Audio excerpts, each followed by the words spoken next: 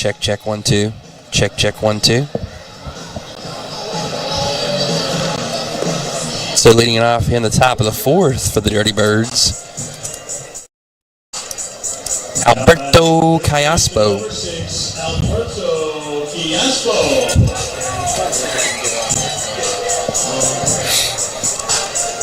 Longtime Anaheim Angel. Kiaspo, a halo. Fan favorite, my boy Blue from last year.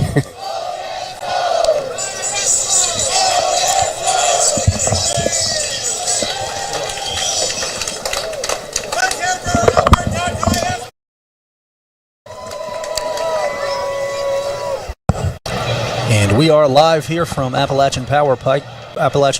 Michael Sussman here will join you in the bottom of the fourth inning.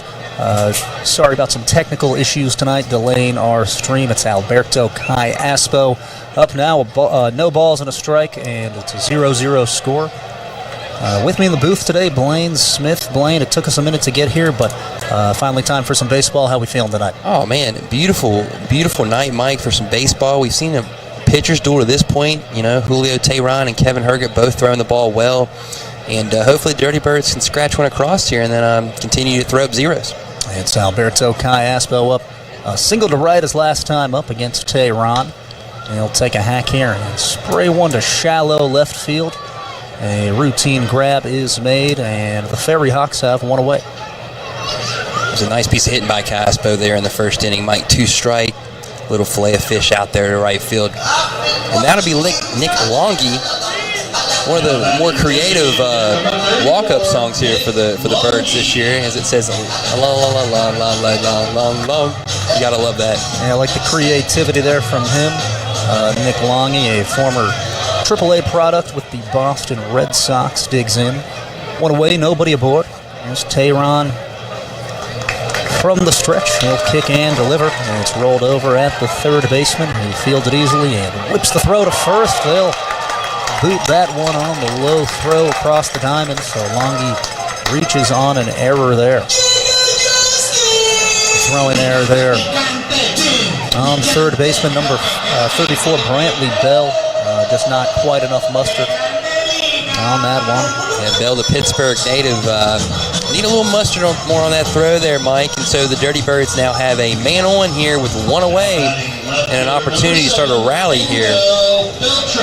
Up to bat now, it is Angel Beltray, one of the few former big leaguers on this squad. Beltray suited up for 22 games with the Rangers back in 2013, hit .250 during his time in the show. So Longy on first, one away. Here is Teheran kicking and delivering. He'll miss just off the plate outside. Julio Teheran today, a former big leaguer himself, one with some serious acumen, a couple all-star appearances on the bump today for the Ferry Hawks, and he's looked pretty good. Yeah, he's looked great to this point, Mike. An all-star in 2014 and 2016 with the Atlanta Braves. Actually started a game last year in the show with the Detroit Tigers through 5 innings and only gave up 4 hits. Was pretty effective in his one outing last year. I know some clubs are kind of looking at him, and so Ferry Hawks are very happy to have him as their opening day and the first guy to ever throw a pitch for that franchise here down in the beautiful Appalachian Power Ballpark. It's 2-0 to Angel Beltray. Beltray's got a lot of power from the left side. I think that somewhat short porch and right could do him some favors over the course of this season. A little inviting for him, Mike. Without a doubt. And he'll hit one hard down the line, just a couple feet foul. And the count goes 2-1. He gets that thing just a little bit more on the inside part of the bag, and Longy might be running for a while here. And it's a good opening day crowd today. A lot of fans up and down both sides of the concourse. Very strong crowd here tonight, Mike. Might be something to do with them $1 beers back there, potentially. Yeah, just a chance.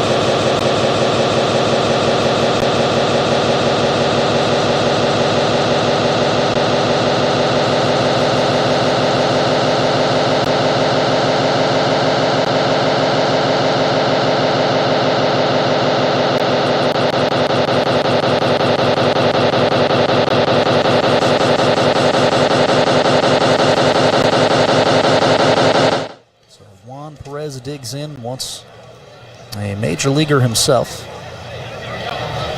As Tjc looks on.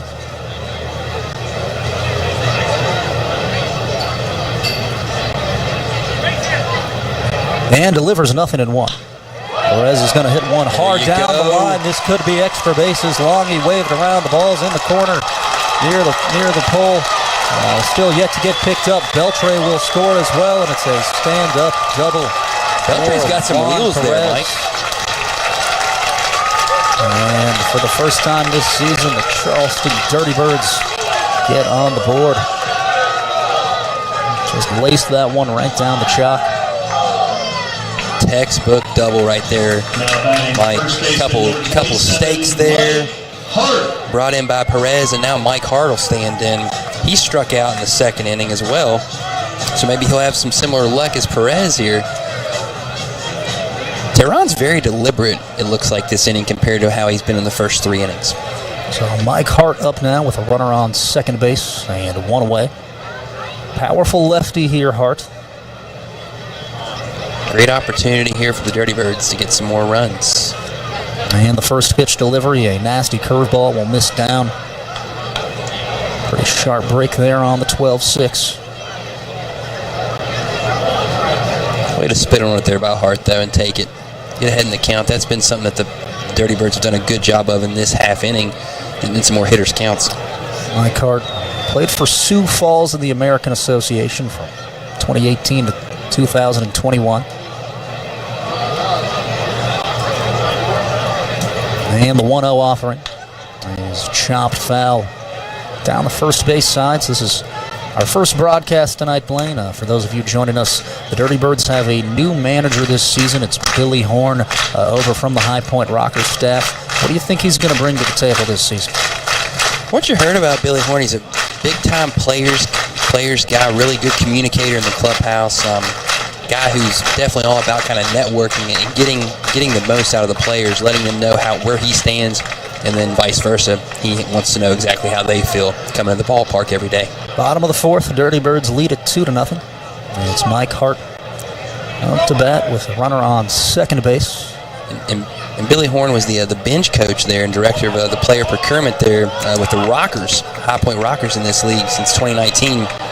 Helped get 22 players into Major League organizations and 5 that actually made it to the show. So definitely knows his way around and pretty good at getting an eye for talent here, and hopefully he does the same thing for the Dirty Birds. Tjc missing down there brings the count to 2 balls and a strike. Yeah, I've had a couple opportunities to catch up with Billy Horn. He's a personable guy, somebody that you can tell is going to give this job 100%, and he was just so excited by the opportunity to take over this team in Charleston when I spoke with him. As Hart awaits the 2-1, he'll hit a shot foul into the seats down the left field line. A little number down there. Hopefully the fans are being aware and not getting onto the hot dog here that Billy Horn's got named after him. Sounds pretty good. I'm excited to try one of those later on this year, Mike. They're going to be pretty good. Yeah, that's what Charleston will do for you even before you coach your first game. We already got a hot dog named after you. 2-2, you know. 2-2 to Hart. Tjc kicks and delivers. He'll miss low and inside of ball 3. Good take there by Hart. So you Tjc here, you just give up the 2-run double. He's definitely no stranger to adversity. In starts right here, it's just damage control. Oh, yeah, you want to limit the damage if you're Tjc here. Hopefully, if you're him, you're able to get out of this thing with just still a 2-0 score, and you continue to move forward. Full count to Mike Hart. Jovan Gonzalez stands in the on-deck circle. Tjc gets the sign. Fans on their feet here in the bottom of the fourth. And the pitch. It's a check swing ground ball back to Tjc. He'll check third and get the out at first. But the runner does advance 90 feet. Nice piece of base running there by Perez there. Taking that extra 90 feet there. And up now is the catcher, Jovan Gonzalez, digging in with 2 down. And a runner aboard third base, Blaine. Jovan, a familiar face here in Charleston, back for his second season. Absolutely. Had himself a nice bomb there in the exhibition game there last weekend, so Jovan must be seeing it well. Former Reds product, got all the way up to AAA. and is in his 6th year now in the Atlantic League. So Jovan's no stranger to the stops that the Dirty Birds will be making along this 2022 campaign. Tehran first pitch delivery to Gonzalez will hit the outside corner, starting out the at-bat with some off speed. Pretty good pitch there by Tehran. Like you said, Mike, he's not a stranger to adversity. Definitely a guy who's been around the block once or twice. Not going to be rattled by giving up a 2 spot here in the bottom of the 4th. Knows he's throwing a good game. Knows if he continues to do what he can do, he'll give his team an opportunity to scratch a couple across themselves as well. Gonzalez will foul the 0-1 off of his foot, so quickly behind. 0-2. It's the Staten Island Ferry Hawks in town tonight in their inaugural season, the first ever Atlantic League game that Staten Island has been a part of. Pretty impressive ownership group they've got together, a few SNL cast members, as well as a couple of other big names in there. Eric Shuffler, as well as John Castamatidis. Saw Randy Levine as well, the Yankees. And the 0-2 president. pitch, it's a check swing. Did he go around? Yes, he did. Gonzalez down on strikes, and that will bring an end to the action in the 4th. The Charleston Dirty Birds take a 2-run lead into the top of the 5th. You are watching Dirty Birds Baseball. Tops Off Barbershop and Salon is family owned, and it's not just a haircut, it's an experience. Proudly serving Charleston since 2010 with over 50 years of combined experience in keeping West Virginia fresh. Visit topsoffbarbershop.com or call 304-342-8677. Pritt and Spano, PLLC, your personal injury, crime, and family lawyers. Pritt and Spano, your West Virginia lawyers. Call today at 304-346-7748. Kiddaroos is West Virginia's largest indoor playground with slides, tunnels, trampolines, arcades, and a cafe. A kid's dream can come true. Book your next party. Contact Kiddaroos at 304-982-6777 or go to kiddarooswestvirginia.com. T-shirts courtesy of Oakland Valley Bank, where relationships matter. For all your family. So, Blaine, we return here in the top of the 5th inning. Charleston with a 2-0 advantage after the double down the line from Juan Perez, and Kevin Herget heads back out onto the bump so far in cruise control tonight. Herget, a lot of wins on his resume, a 49-24 overall record as a professional.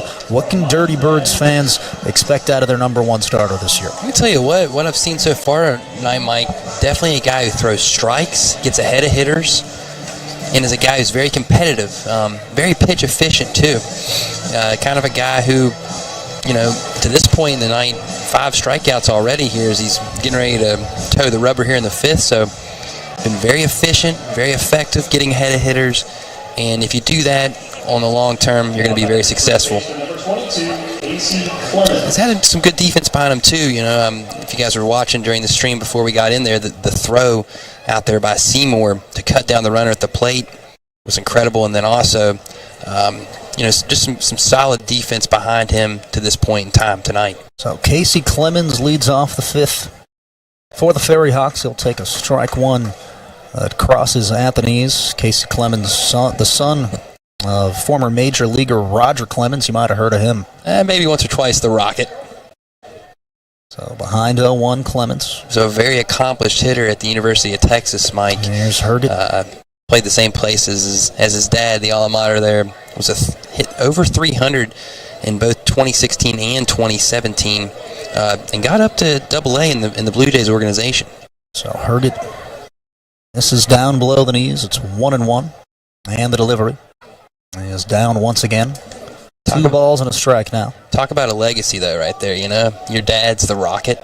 I mean, yeah, that's sure a lot to live up to. Yeah, especially when you're at Texas too. He didn't shy away from it though. He went same place as Pop played, and probably a little easier for him that he's a hitter. And I think he got all that, Mike. Is clobbered high and deep to right field. Casey Clemens with a towering solo homer over the wall. You can kiss that one goodbye. And the Staten Island Ferry Hawks cut the lead to 2-1. Really positive for Herget, though. Just a solo shot. Still got the lead 2-1, but, man, Clemens got all of that. And it looked like that might have just caught a bit too much of the plate.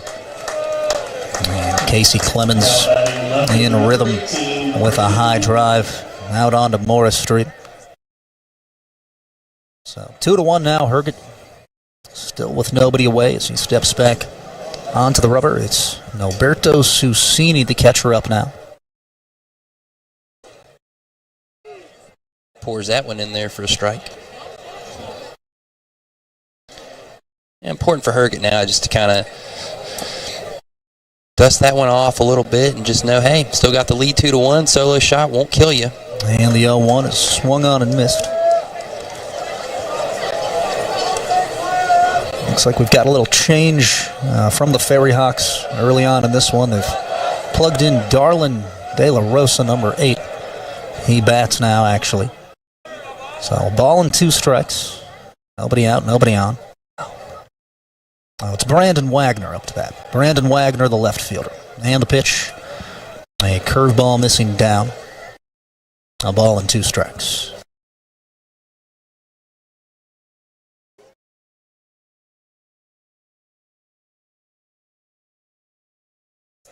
Big pitch here coming for Herget.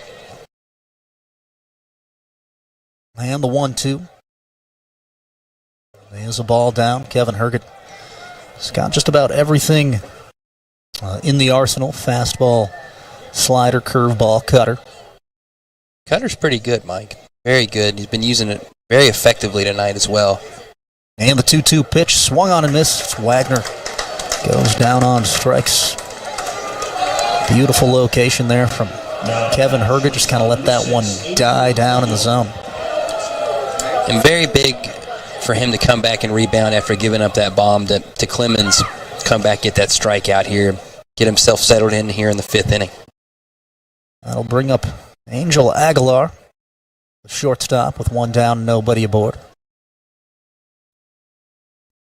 And Herget, the offering, is going to miss down and away, a ball 1.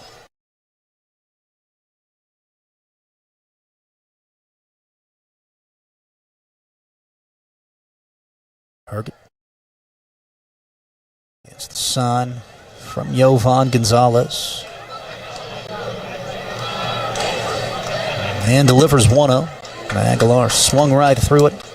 Aguilar was looking at that high cheese there from Herget and wasn't able to catch up to it. Angel Aguilar, a second-time Staten Islander, played for the Staten Island Yankees back in 2016.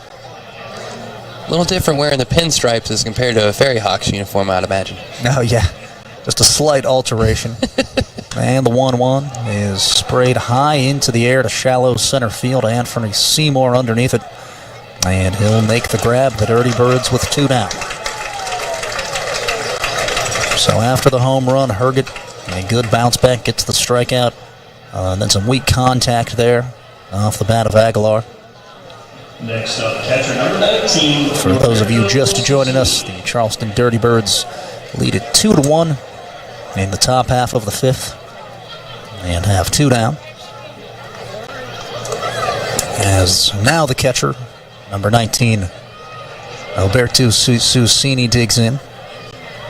Yeah, Susini, first time up tonight, Mike, doubled, but then he was thrown out at the plate by Seymour. Herget with a nice curveball on the outer half to start out the at-bat. That's called for a strike. He's been very pitch efficient, Mike, getting ahead of hitters.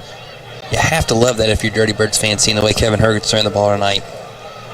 I asked manager Billy Horn about Herget. I said, he's got so many wins, 49 victories. How's he gotten to this point?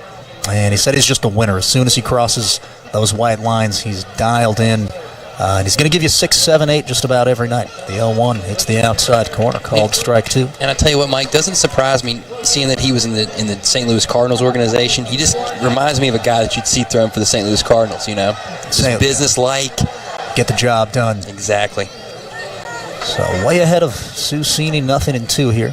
Sure, he's picked a brain or two of the Red Birds rotation throughout the years. Maybe try to ask Wayno a thing or two. And it'll come set. The 0-2 delivery is hit hard the other way down the line. It's a fair ball past a diving Kiaspo. Susini pumps the brakes at first, and he's got a second hit of the night. Perfectly placed. Couldn't do much about that at all. Shading him over a little bit with him being left-hander, and Kiaspo gave it everything he had, but wasn't able to make the play. It looked like he caught that kind of off the inside part of the bat near the handle, and just gave it just enough, muscled it down the line. Inside outed it just enough there, Mike. That'll bring up Ricardo Cespedes, 24 years old, out of the Bronx, hometown of manager Billy Horn. Herget sets, and the first pitch is going to hit the inside corner, a called strike one. Speaking of the Bronx, Mike, I know you talked to me earlier today about how Billy kind of saw a lot of Charleston in the Bronx. Yeah, that was the first time I've gotten that one. I said that it reminded him of his blue-collar upbringing, which I guess I could see that. The 0-1 is fouled straight backward. Typically, you don't hear the Bronx in Charleston, West Virginia. Maybe it's some old school architecture, too. Who knows? You know. Could be. 0-2 count. Susini on first. Kevin Herget looking to get out of things here in the top of the fifth. Postman trying to fire up that toaster down there. And the 0-2 is hit high in the air to straightaway right field. It's carrying, and over the wall. A two-run shot. Ricardo Cespedes goes yard, the second homer for the Ferry Hawks in the inning. And just like that, the lead is gone. Staten Island now with a 3-2 advantage. Cespedes teeing off on a fastball there. Not ideal for your 0-2 pitch there. I'm sure Herget would like to have that one back, and Cespedes deposited that one over there into the parking lot. Second homer out there to right. We mentioned the short porch, hoping that it would be used to the Dirty Birds' advantage, but right now the Staten Island Yankees dropping some bombs in their inaugural season, their first ever game. That'll bring up Javier Bettencourt, the second baseman, with nobody on and still two away. And Bettencourt was robbed of an RBI there by Anthony Seymour in the second inning, so had a productive at-bat, and we'll see if Herg can get him out, get out of this inning, and get the Dirty Birds at the bat rack and try and nod this thing back up at 3. Healthy hack on the first pitch, behind 0-1.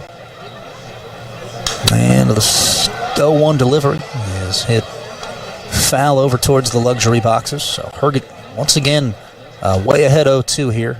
Let's hope he can learn from the last at-bat and not give him anything too enticing or out over the plate here. That last one there to Cespedes was he hung that curveball there, and hopefully he kind of will bury something here. And the 0-2 is going to miss just a few inches off the plate outside. We're back to human umpires this year. Love it, Mike. Love it. The robo-ump was just not something that we wanted to deal with again. I think it delayed the game a little bit, to be quite honest with you. Yeah, at least now you have that instant feedback. Here's the 1-2. It's going to hop in the dirt. Plus, the fans can heckle at the umpire now again. You know, back a lot of them didn't know that the robo-ump was going on, but now that it's deserved again, you know. Yeah, you miss the interaction. It's not just the players, it's the fans, the managers. The umpire is just an important character in the theater that is baseball, and it's nice to have it back behind the plate. Absolutely. Deuces behind across the board here. 2 balls, 2 strikes, and 2 away. Big pitch coming here from Herget. Herget lifts his leg and the pitch. It's a rolled over ground ball down the line. Kiaspo backhands it, a long sidearm throw. He is nowhere near the bag at first. I'll credit that one. Likely an infield hit for Javier Bettencourt. Kiaspo did well to glove that one, and then it was just a tough ask to try to whip it across the diamond with his body moving the other way. Yeah, and Bettencourt's got some pretty good wheels there, and I think that was definitely a part of the equation there. Kiaspo, I know he had to get rid of it early. Tough play. Now to the mound comes pitching coach Joe Testa. Testa in a player coach role this year, one of 2 player coaches. He'll throw some innings as a starter, a 4th, 5th option in the rotation, but also is the pitching coach. Scott Kelly, the Dirty Birds infielder, also serving as the hitting coach this year. Pretty cool, though. You know what I mean? That you've got a guy who knows what the players are going through and is doing it himself as well on both the hitting and the pitching side of things, and gives those guys transitions to eventually get into coaching themselves as well. So Testa has a quick word with his starter back to the dugout. That'll flip it back to the top. It's the designated hitter Jalen Smith up to bat with 2 down and a runner on first. First pitch to Smith is hit high in the air to the infield. Scott Kelly sitting underneath it. He'll call for it and make the grab, and that retires the side. The Staten Island Yankees grab a 3-2 lead behind 2 homers over the right field wall. We're back with the bottom of the 5th. When we return, you are watching Dirty Birds Baseball. Trojan Landing Marine is where you can take the hassle out of your summer boating with their valet service.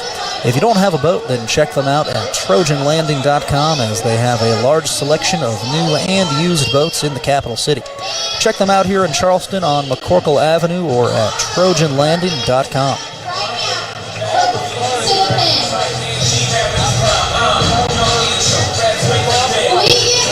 AOMC Appalachian Off-Road Motorsports Company carries top brands like KTM, Husqvarna, Gas, Suzuki, Can-Am, Sea-Doo, and Yamaha. AOMC is located at the corner of Smith and Morris next to the ballpark in Charleston. Check us out online at www.aomc.mx.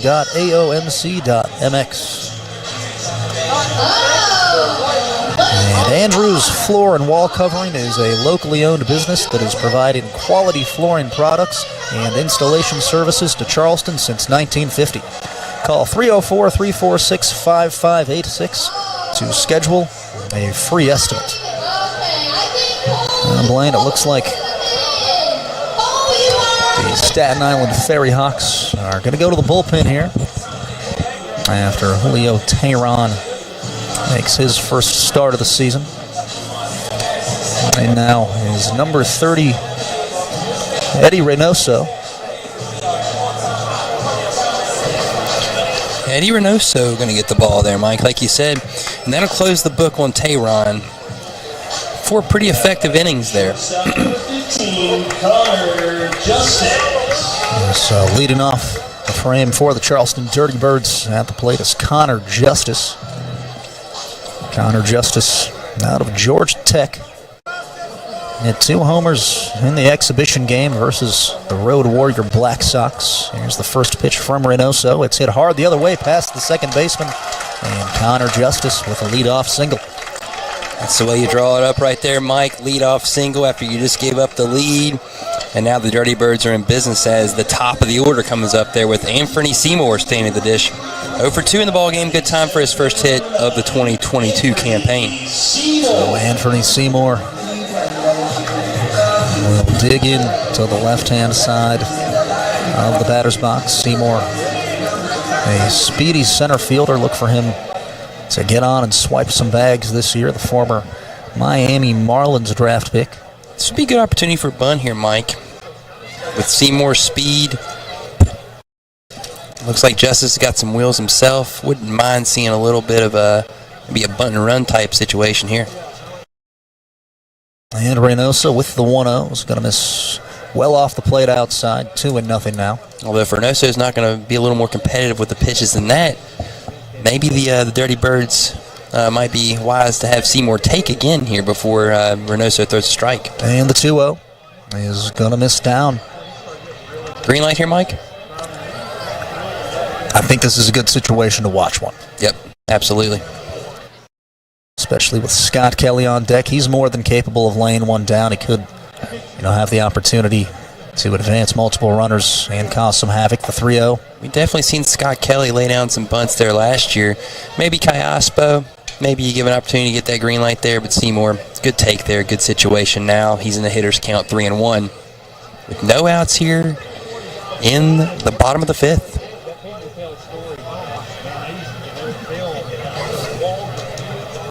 Anthony Seymour swiped 37 bases last year with Kane County.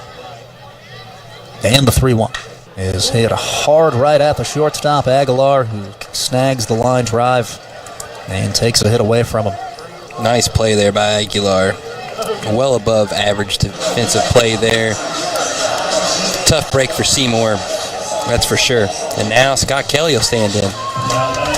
It's the player coach, Scott Kelly, second year with the Dirty Birds. you kind of get the sense that he's the heart and soul of the team. Really brings the energy every night. Absolutely. I think he was the heart and soul last year, and now that he's the hitting coach as well, definitely a guy that, along with Kiaspo, I think are the two dudes that you really look for to give you that production and, like you said, that energy night in and night out for the Dirty Birds. Scott Kelly up, the runner on first base, one away. Reynoso throws over. Looks Justice like we got a balk here, Mike. Yeah, Connor Justice gets the free pass to second base. You don't see a balk every day, but it's always kind of fun when you do. And now the Dirty Birds have a man on second base, and a great opportunity now to tie this ball game up. First baseman kind of taking away that hole that Scott Kelly would have tried to use there, though, as he's hit it to second base both times tonight. First pitch to Kelly misses high. 408 on-base percentage last season for Kelly. And if you remember, Mike, Scott Kelly had that extended stint on the IL, and then when he came back, really got things going. Like you said, it was a big-time spark for the Dirty Birds in that run in the second half to the playoffs. He'll check his swing and pull back, take a ball two inside. 3-2, the Staten Island Ferry Hawks lead it in the bottom of the fifth inning. 2-0 is the count to Scott Kelly with one down. As Reynoso sets by the belt, lifts the leg, and the pitch is dribbled foul over towards the Ferry Hawks dugout. Kelly just a little out in front of that there. Staten Island Ferry Hawks with some impressive major league experience in their dugout this year. They're managed by 2000 Mets All-Star Edgar Alfonso. Talk about a guy who could hit, Mike. Alfonso on that 2000 NL championship team of the Mets that went into the Subway Series versus the Yankees. Alfonso, if you look at his career, he only hit under 270 like 3 times throughout a 10-year career. Kelly was granted time there. The home plate umpire calls time as Scott Kelly steps out. Played on some greats Met teams, you know, John Olerud, Mike Piazza, Todd Zeal. I mean, those had some great ones there. Ray Sedano played shortstop. I'm dating myself here for some of the younger folks. I'm not that old myself, but it was a good Mets team back in the day.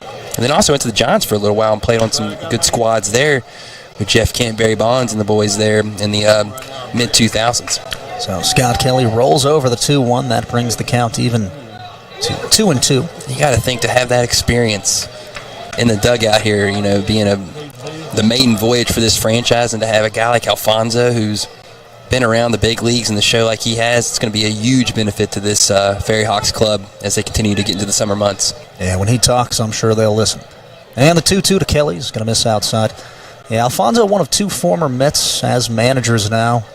Wally Backman with the Long Island Ducks, another one. Wally Backman a little bit more dated than Alfonso, but he was on those Darryl Strawberry and Doc Gooden squads there, the amazing Mets with Gary Carter and the boys back in the mid to late 80s. So full count here to Scott Kelly, a runner on second base. Important payoff awaiting, and the delivery is fouled straight backward over the net. And the at-bat continues. Blaine Kelly putting together a solid AB here. Staying alive, Mike. Continuing to make Reynoso here throw some pitches, see some stuff, letting the rest of the dugout kind of get an opportunity to see what Reynoso has. Like you said, great at-bat here from Scott Kelly in the crowd, trying to jeer him on here. And the 3-2 offering is swung on, hit hard down the line, but foul. It'll give a little bit of a warning shot to the Ferry Hawks bullpen, almost beheaded the bullpen catcher. The personal protector almost got up there and made a Derek Jeter-type snag there. Didn't quite have the ups to make the play, though. And a lucky fan gets a game ball. Another 3-2 here. Scott Kelly waiting. Another pitch from Reynoso. He lifts the leg and delivers. It's sprayed foul again, right back over the net. Scott Kelly's on him right now. Just needs to iron it out here a little bit. Reynoso seemingly trying to stay fastball heavy in this at-bat to Scott Kelly.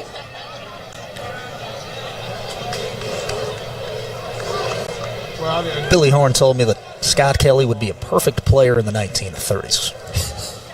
You just got to get that old school throwback vibe about him. The 3-2 is a chopped ground ball at the third baseman. It's off his glove into left field. Connor Justice waved over to third base. Scott Kelly reaches on the E. Pretty interesting to see what they'll rule that there. Like you said, believe it'll be an error, but the ball was hit pretty hard there from Scott Kelly. I'm learning this one thing about you, Mike. Me and you, a little differing when it comes to the hit versus error here already tonight. Well, I could see the one earlier on, the Justice, one that was credited as a hit, with Connor Justice at shortstop on the hopper. That one was right at Brantley Bell, and he just couldn't glove it. And I think our official score probably will trend towards the error. They're still I would imagine waiting so. for the official word. Up now, Alberto Kiaspo, the third baseman, with runners at the corners. He'll take a healthy hack and hit it straight back into the net. Just missed that one. Alberto Kiaspo was really scary good last season, a .469 on-base percentage in his first year with the Dirty Birds. Behind in the count, 0-1 here. Here's Reynoso lifting the leg and delivering. Kiaspo Get out of play. is going to hit one over near belly busters. New life for Kiaspo, that's for sure. Kiaspo's last year in the show, he was split time with the Dodgers and Braves in 2015. Actually, both those teams were playoff teams that year, Mike. So, and he made his debut in 2006 with the Diamondbacks. Played 10 years in the show for an assortment of clubs: the Royals, the Angels, the A's, the Dodgers, and the Braves. The 0-2 misses high and outside. Lifetime on base percentage of .329 and a .265 hitter. Not bad. Made himself a good chunk of change throughout his life there playing baseball. But you wouldn't know it when you talk to him. He's just such a humble, locked-in guy. Really all about ball. Loves Charleston, too. An important 1-2 here. He'll swing at a curveball and spray it foul once again. This one bounces into the left field seats. We'll do it again. Kelly had himself a nice secondary lead and was definitely probably going to get that stolen base off the pitcher there. But Kiaspo fouled it away. Potentially even maybe a hit and run there, Mike. Especially with a guy with Kiaspo's bat control and Kelly's speed, would be a good opportunity to start the runner. Reynoso tosses over to first. Scott Kelly diving back into the bag. A little bit of action up in the Ferry Hawks bullpen as well as the Dirty Birds pin. And that ground ball to Brantley was indeed credited an error. And the 1-2 is hit hard down the right field side, but foul. All the folks down there in the party deck had to take a little bit of a look up from their beers there to make sure that thing wasn't coming at them. Well, if they have to go get a new one, at least it's only $1 beer night. That's right. Doesn't benefit you to be in the party deck tonight. I guess you get some free food out of it, though, still. So once again, Kiaspo awaiting the 1-2. Reynoso rifles a curveball. He'll roll it over to the first baseman, Clemens, who completes the PFP and gets the out at first, but Justice will score from third. The Charleston Dirty Birds tie it up at 3-3 on the RBI ground ball. Just like Kiaspo drew it up, right? And we'll take him however we can get him. Alberto Kiaspo puts the ball in play and scores Justice. Looks like that might be it for Reynoso here, as Alfonso's walking out to the mound here. Edgar Alfonso trotting to the bump. Looks like the Staten Island Ferry Hawks might be making their second pitching change of the evening. Aaron Field Agency is looking to service local business websites in the Charleston area. As a local business owner, we support our local companies with web design, video production, print design, logo design, and more. Reach out to our website, aaronfield.com, all socials at aaronfield, or call 304-207-0037. So the Staten Island Ferry Hawks having to turn to the bullpen here in the bottom half of the fifth. So good one here in the opener. Great one here in the opener, Mike. Also got a little stroll around the Atlantic League scoreboard here for you real quick. Now let's check it out. The Lancaster Barnstormers right now with a 4-2 lead on the Gastonia Honey Hunters in the bottom of the sixth inning there in Gastonia. The Lexington Legends, the reigning champions in in the Atlantic League with a talented team back this year. And right now they are actually hosting the Southern Maryland Blue Crabs and have a 4-2 lead at home in the top of the 6th inning. A name familiar to many fans of the Reds' persuasion and of Lexington. Came in here last year. J.J. Hoover has thrown 5 1/3 innings so far for Lexington today. Up now, tossing into the ball game for Staten Island is Joe Kuzia, the right-hander. And then our final score here, the new squad, and Mike, you're going to have to help me here, the Gnomes have a 5-0 lead on the High Point Rockers, Billy Horn's old ball club, in the top of the 6th inning. Yeah, the Genomes out of Kentucky as well. So Nick Longy will have runners aboard first and second against Joe Kuzia, a former AAA product.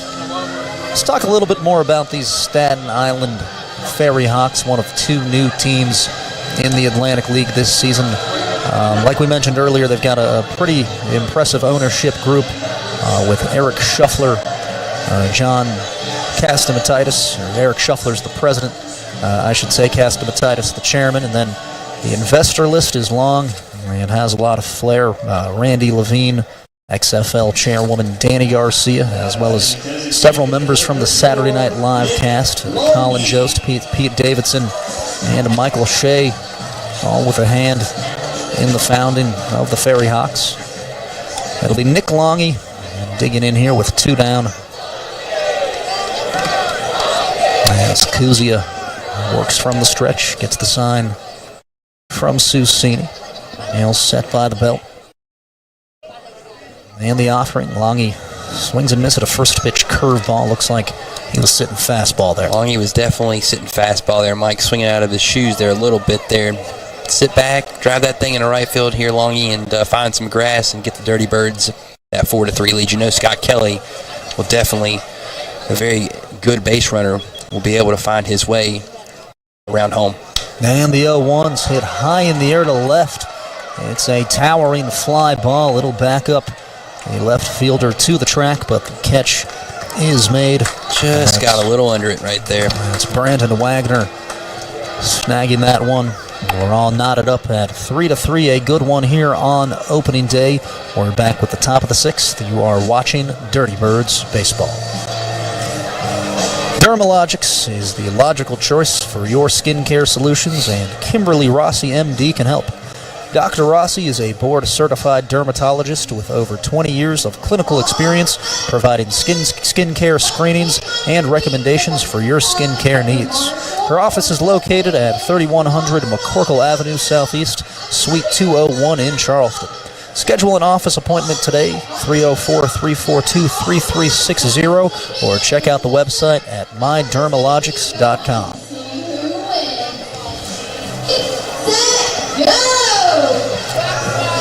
Everybody's talking about the Friday happy hour at the Eagles Nest Restaurant and Lounge at Little Creek Golf Course.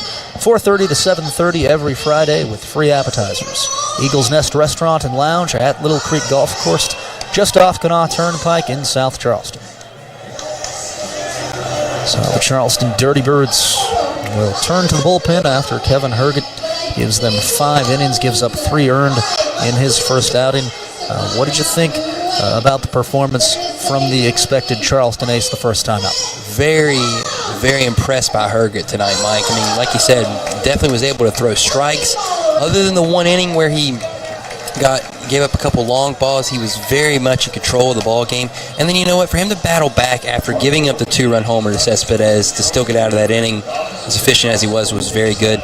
Didn't walk hardly anybody, you know, and was throwing strikes. And like you said, that cutter was working very well, Mike, getting hitters to kind of get out in front of it a little bit there, and a very good outing from Herget. Well, Mike, I got to tell you real quick, when you're talking about the deal there at the Eagles Nest, I mean, that's a heck of a deal right there. Play 18 holes of golf and then go up there for a happy hour. I mean, man, you can't beat that. You can't beat that, especially in the spring. That's definitely a spot that I think both of us have no problem frequenting. Yeah, and then think about that. You end at happy hour at 7:30, and you come over here, maybe cut it short a little bit, and come over here and watch some Dirty Birds baseball on Friday night. Just plain on. Yeah, you know what I mean? That's about perfect right there.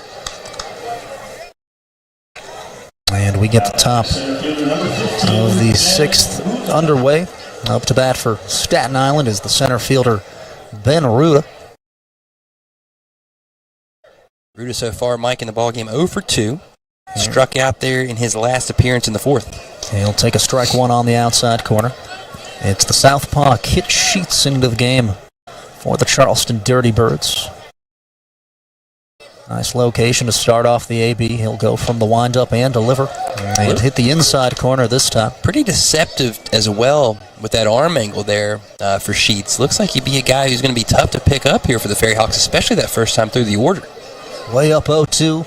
He'll deliver. An outside breaker is fouled off by Ben Ruda. Hopefully the folks up on the concourse were not seeing how many more people they had to Delivers nothing in one. wait to get their beers. Perez is going to hit one hard down the line. This could be extra bases. Long, he waved around. The ball's in the corner near the pole. Still yet to get picked up. Beltray will score as well, and it's a stand-up double. Beltray's got some wheels there, Mike. Former Flyer farmhand there. And for the first time this season, the Charleston Dirty Birds get on the board. Nobody out. Sheets just laced wide up and delivered shot. Fouled off Ruda.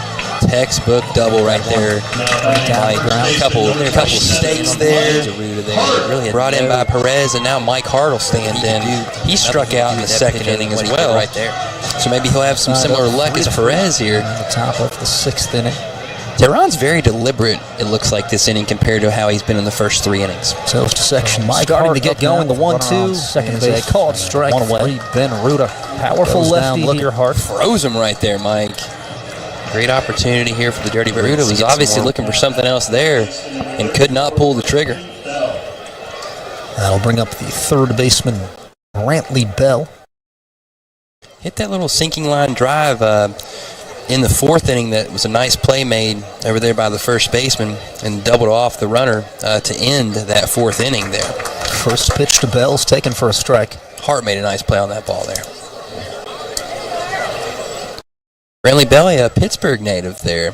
I saw that in the notes earlier, Mike. And the 0-1. He swung on and missed. Yinzer making his way up to the island. Nobody aboard, one away. Delivers nothing in one. Sheets looks on. Perez is going to hit one hard down the line. This could be extra bases. Long, he waved around. The ball's in the corner near the pole. Still yet to get picked up. Beltray will score as well, and it's a stand-up double. Back-to-back. Beltray's got some wheels there, Mike. And now it'll be Clemens who for the first time this season. So got to be careful here. Dirty Birds. Casey Clemens. Levine as well. The Yankees. And the 0-2 pitch may not have landed. Swing. Did he go around? Yes, over the right field wall. Gonzalez down on strikes. Got up on that building. Bring an end there on that, to that the little part action that juts in the out fourth. there near the parking Charleston lot. Dirty Birds take a 2-run lead. Jimmy Perez at the top of the fifth. One out there last year. It's probably the furthest ball I've seen. That one might have rivaled it. Courtney Hawkins. Tops off Barbershop and Salon is family owned. About halfway off. It's not just a haircut, it's an experience. Proudly serving Charleston since 2010 with over 50 years of combined experience in keeping West Virginia fresh. Visit topsoffbarbershop.com or call 304-342-8677. Some damage control there if he gets a hold of one like he did last time. Pritt and Spano, PLLC, your personal injury, crime, and family lawyers. Pritt and Spano, your West Virginia lawyers.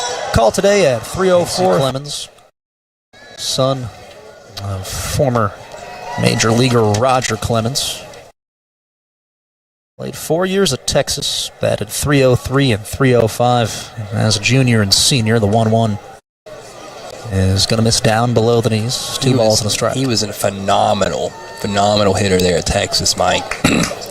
Was a guy that, Big 12 pitchers feared when he stepped into the box. And was a part of some teams that, made some regional appearances there. 2 down, nobody on. And the 2-1 delivery is going to hit the inside corner. Even 2-2 count. Talk about Texas baseball too, Mike. Man, they had some of the best looking uniforms. The white shoes, the white hat. iconic baseball program down there in Austin.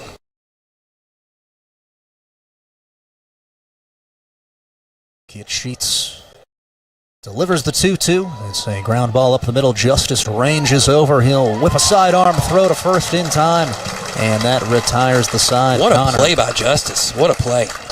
Able to flash the range there and retire the side. We're all tied up at 3-3 as we move to the bottom of the 6th inning. This is Michael Sussman and Blaine Smith with you. You are watching Dirty Birds. Perez is going to hit one hard down the line. This could be extra bases. Long he waved around. The ball's in the corner. Serving the canal near the pole. Still yet to get picked up. Beltray will score as well. It's a stand-up double. Help you with the Beltray's got some wheels there, Mike. Free estimate call 304-550. The first time this season, the Charleston Dirty Birds Tjc on the board. Just laced that one right down the chalk. Jason Snyder, Realtor.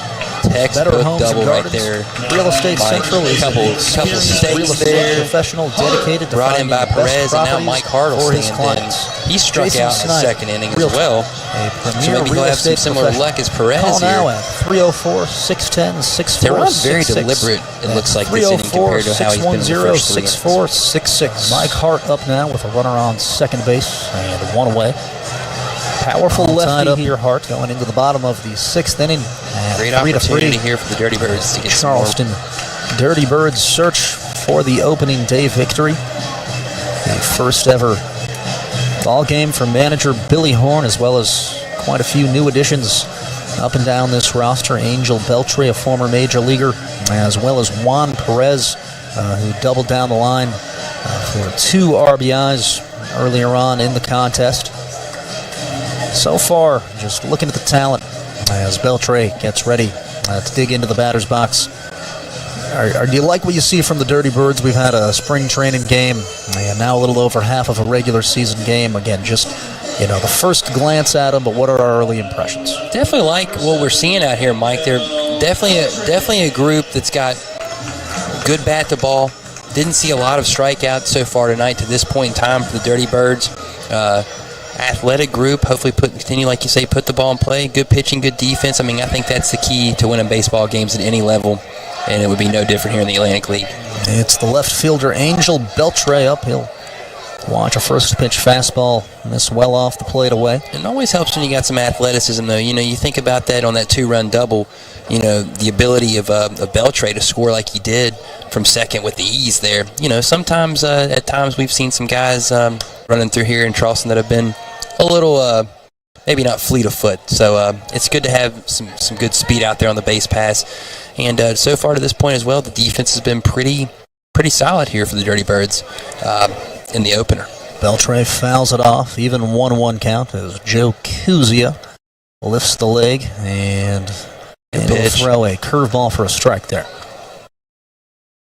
So Angel Beltray down in the count, a ball and 2 strikes.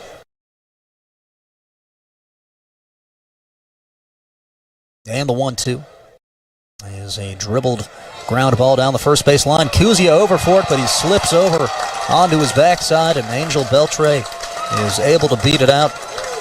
Probably would have been able to get to first safely there, but the fall from Kuzia didn't help matters for the Ferry Hawks. Tricky play there. Kuzia kind of lost his footing, and not like it was, a day where it really rained or anything here. Just tough play for Kuzia. I think he could feel the speed there as he was trying to make that play by Beltray, and was not able to make it cleanly there at all. And so now Dirty Birds definitely have an opportunity here to get some runs here with that leadoff. Going to go base hit, I believe, there for Beltray. Up now, Juan Perez doubled his last time. He'll take a strike 1. And no disagreement there. Beltray legging that one out down the line. Was most likely safe all the way. This part of the lineup here with Beltray and Perez got a little bit of speed here. Definitely an opportunity for Billy Horn, and that ball's getting in the gap there. Oh, it's not either, Mike. Wow. And the center fielder able to range over and make the catch there, Ben Ruda. Pretty nice range there by Ruda. Yeah, Perez put a charge into that one. Ball definitely looked like a base hit off the bat for my eye here for sure. Now batting first baseman number 27. And that'll bring up Mike Hart with 1 away And Angel Beltray on first base. I'm going to go ahead and tell you right now, Mike, early clubhouse leader for best walk-up song to this point in time, in my opinion, is Mr. Mike Hart there. 21st of September, man. You can't beat that. Beltray with a good lead off first. He'll take a strike one on the outside corner.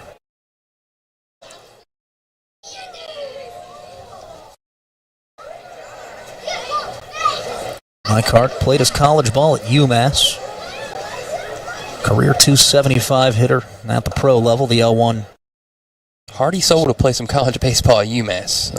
Definitely had to be taking a lot of practice inside there in the early months. A lot of trips to Florida for sure for Mike Hart and the UMass Minutemen for sure. Yeah, you're not kidding. Charleston won't be a tough adjustment. Even 1-1 count. Here's Kuzia from the stretch. He'll his way outside. Susini had it bounce off of his glove, but will track it down before Beltray tries to make a move towards second base. Susini very fortunate there, but he got to it pretty quickly as well. Probably a smart decision by Beltray there not to make it out there at second base if he wasn't totally sure, but I think it's a ball that he definitely could have advanced the extra 90 feet on there, Mike. I'll have a quick little word with the toast section. Love the interaction between the catchers and the toast section. I think that's been one of the more fun aspects of the Atlantic League.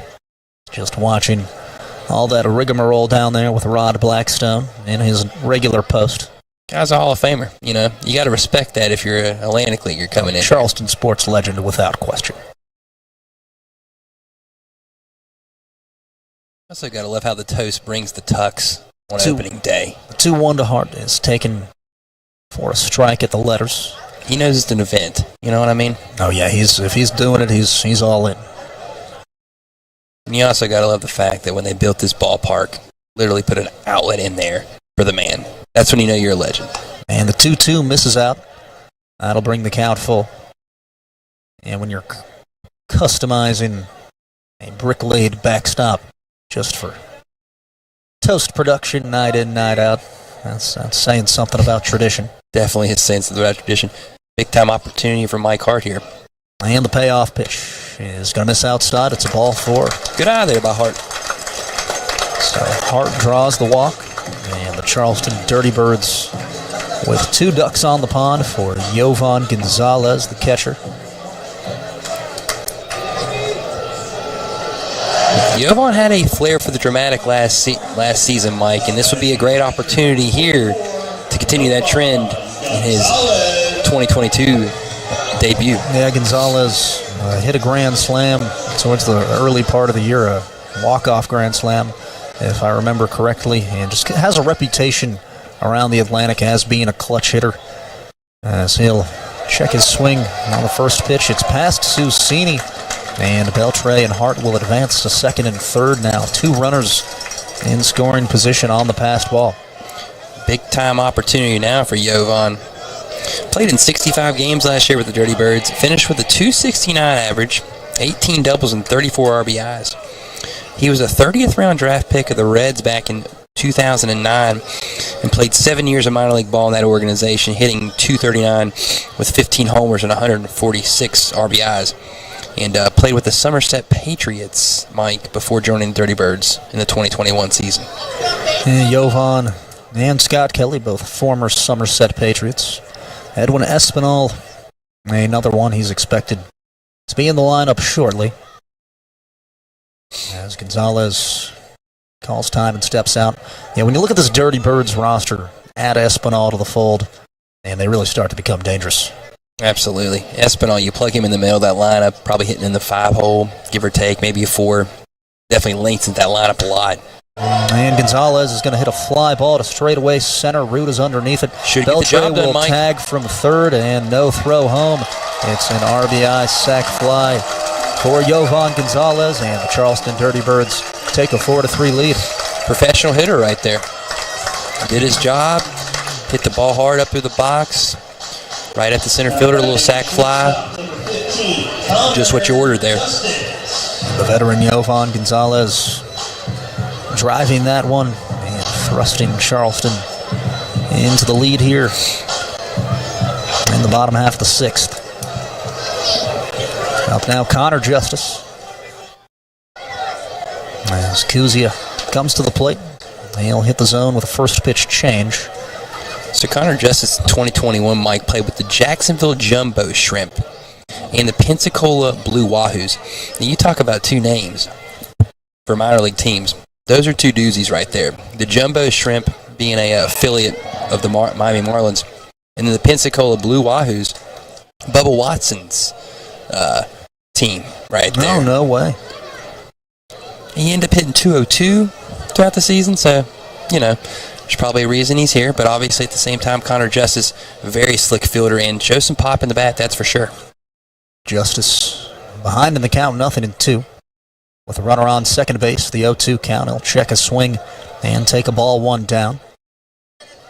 2 down here for the Staten Island Ferry Hawks, now playing catch-up as Charleston leads it 4-3.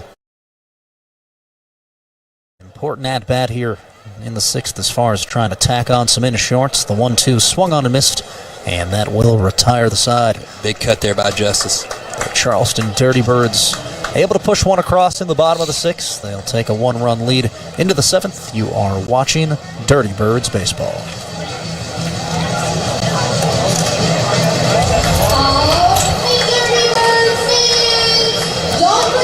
Tops Off Barbershop and Salon is family owned, and it's not just a haircut, it's an experience. Proudly serving Charleston since 2010 with over 50 years of combined experience in keeping West Virginia fresh. Visit topsoffbarbershop.com or call 304-342-8677. Pritt and Spano, PLLC. Pritt and Spano, PLLC, your personal injury, criminal, and family lawyers. Pritt and Spano, your West Virginia lawyers. Call today at 304-346-7748.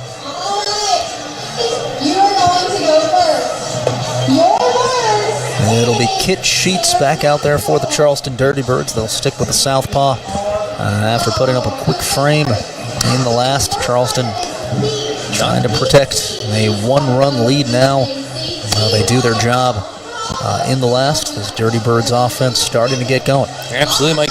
And I'll tell you what, not surprised that Billy Horn running Sheets back out there after the way he looked in the last half inning. I mean, striking out the first 2 hitters that he faced, and then, getting that nice play back up the middle by Connor Justice on that play the hit by Casey Clemens. So definitely a guy I'd like to continue to keep seeing innings out of here is Sheets, because the way he's throwing the baseball there to start with that funky delivery and deception that he has would be a guy that I would think the Ferry Hawks would have a difficulty hitting the first time through the order for sure. So maybe you can steal another inning or two out of Sheets here, and then maybe you hand it over to some more guys down in the bullpen here a little later, but continue to roll with Sheets because he looked great in the first inning.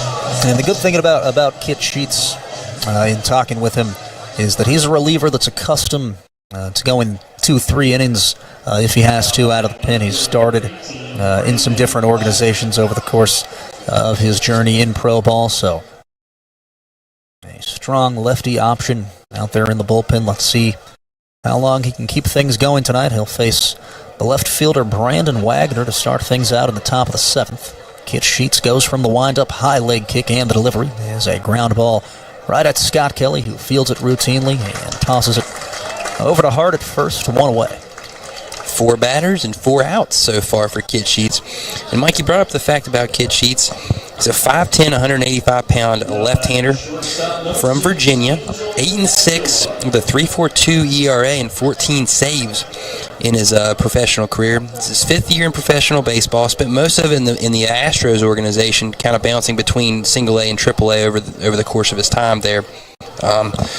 But threw 224 career innings, so definitely a guy who's no stranger to pitching in professional baseball. It's the shortstop Angel Aguilar up now. He'll take a ball 1 outside. Nobody aboard, 1 away. The Dirty Birds on top, 4 runs to 3. Here's Sheets from the windup, 1-0. It's fouled backward. I think that one might have made it out to the road there, Mike, potentially. I haven't heard the crashed glass sound effect tonight. Well, they'll have to maybe find that one in the computer. I know a guy. Even 1-1. Here's Sheets with the delivery. Nasty slider. Gets a swing and a miss. Or maybe those folks at Safe Life haven't cut the check yet, Mike, one of the two. You know? And no comment on that one. Kit Sheets. No free ads. Really pulled the string on the off speed there. He's ready to go. Sheets working quickly. Looking to fire up the toaster here. 1-2. It's a lazy fly ball to shallow right. Perez in for it. He'll have to let it drop at his feet and let the bloop single hit the grass. It's a single for Wagner there. Perfect placement on that for Wagner. He probably couldn't have thrown it out there any better, Mike. Just a dying quail off the end of the bat. Looked like Perez got a good enough jump off the bat, but just couldn't quite get there in time. And if you're Perez there, you make the right decision because you lay out there, ball gets by you, get extra bases. Not what you want to do, especially here in the top of the 7th inning, nursing a 1-run lead. That'll bring up the catcher, Alberto Kiaspo. 1 down, 1 man on. Here's Sheets delivering. He'll hit the inside corner.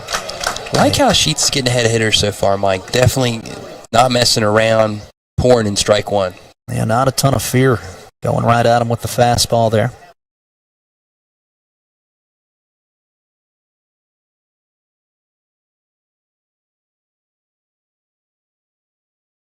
Susini will raise the arm, call time, and step out of the box. Susini's had him a night so far, Mike. 2 for 2, double in the 3rd, and a base hit in the 5th. Scored himself a run on the Cespedes home run in that 3-run 5th inning. Sheets checks the runner, and the 0-1. He'll miss low and inside. Good take here by Susini. Even 1-1 count.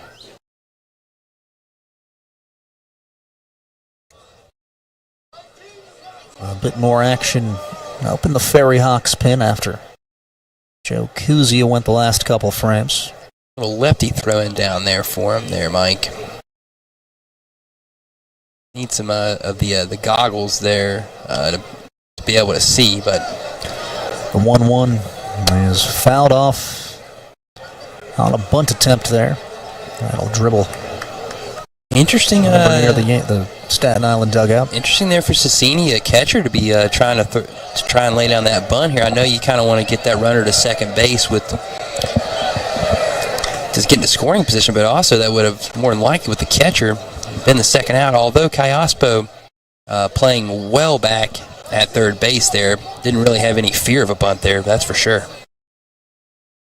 And the 1-2 is going to miss high for a ball and bring the count to 2 balls and 2 strikes. You know, something, Mike, that we haven't talked about yet tonight and that Major League Baseball is going to be going to next year, but you got to love in the Atlantic League the no shifting. You see a true baseball game out here, and something interesting. We haven't necessarily seen it tonight, but going to be interesting to see how that kind of plays moving forward, especially in the Major League ranks here next season for sure.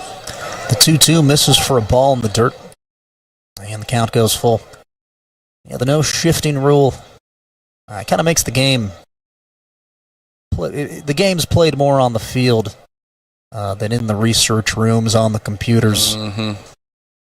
I think that contributes a lot to some of the lower batting averages that you see in Major League Baseball. Yep. And the quality of the arms, too. That's for sure. For sure. And the payoff pitch. Taken on the inside corner, a called strike. Kit Sheets punches out another one. Surprised to see he didn't take a hack at that, Mike. That thing was right there and with 2 strikes as well.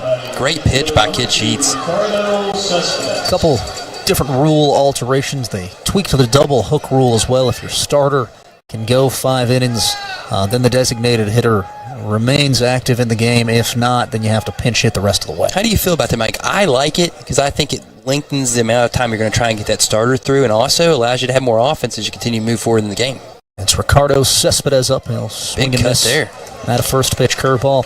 I like it as well because it's a minimum expectation of the starter to go 5 innings. Yep, if you can't go 5 on a consistent basis, then you probably shouldn't be in a starting rotation. So this penalizes poor starts. It's a tough break when you have injury situations. We saw that a couple times last year. But I'll tell you, I like the change to the double hook. I thought last year was a bit much for managers to handle. The 0-1. Cespedes Waved at once again. He's thinking about trying to get it out there onto the street again, Mike, after that last at-bat. And he's down 0-2. Lefty-lefty matchup a little harder here for Cespedes this time, too. And you know what? I like you said about the double hook, rewarding the starter for going that 5 innings. And then also, at the same time, I think that's something the Major League should kind of consider now that they have the DH rule, because how many times now do you see a Major League guy only go 4 or 4 1/3 nowadays?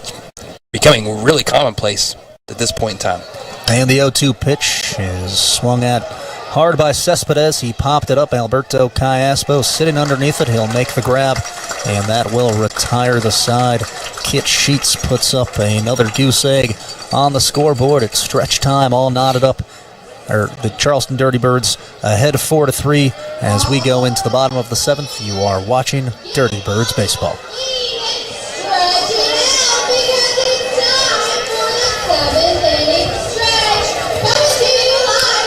Kitteroos is West Virginia's largest indoor playground with slides, tunnels, trampolines, arcade, and cafe. A kid's dream can come true. Book your next party. Contact Kitteroos at 304-982-6777 or go to kitterooswv.com. Trojan Landing. Trojan Landing Marine is where you can take the hassle out of your summer boating with their valet service. If you don't have a boat, then check them out at trojanlanding.com, as they have a large selection of new and used boats in the capital city. Check them out here in Charleston on McCorkle Avenue or at trojanlanding.com. Well, Blaine, we're all at stretch time here. The Toast Man leading the charge here at the ballpark.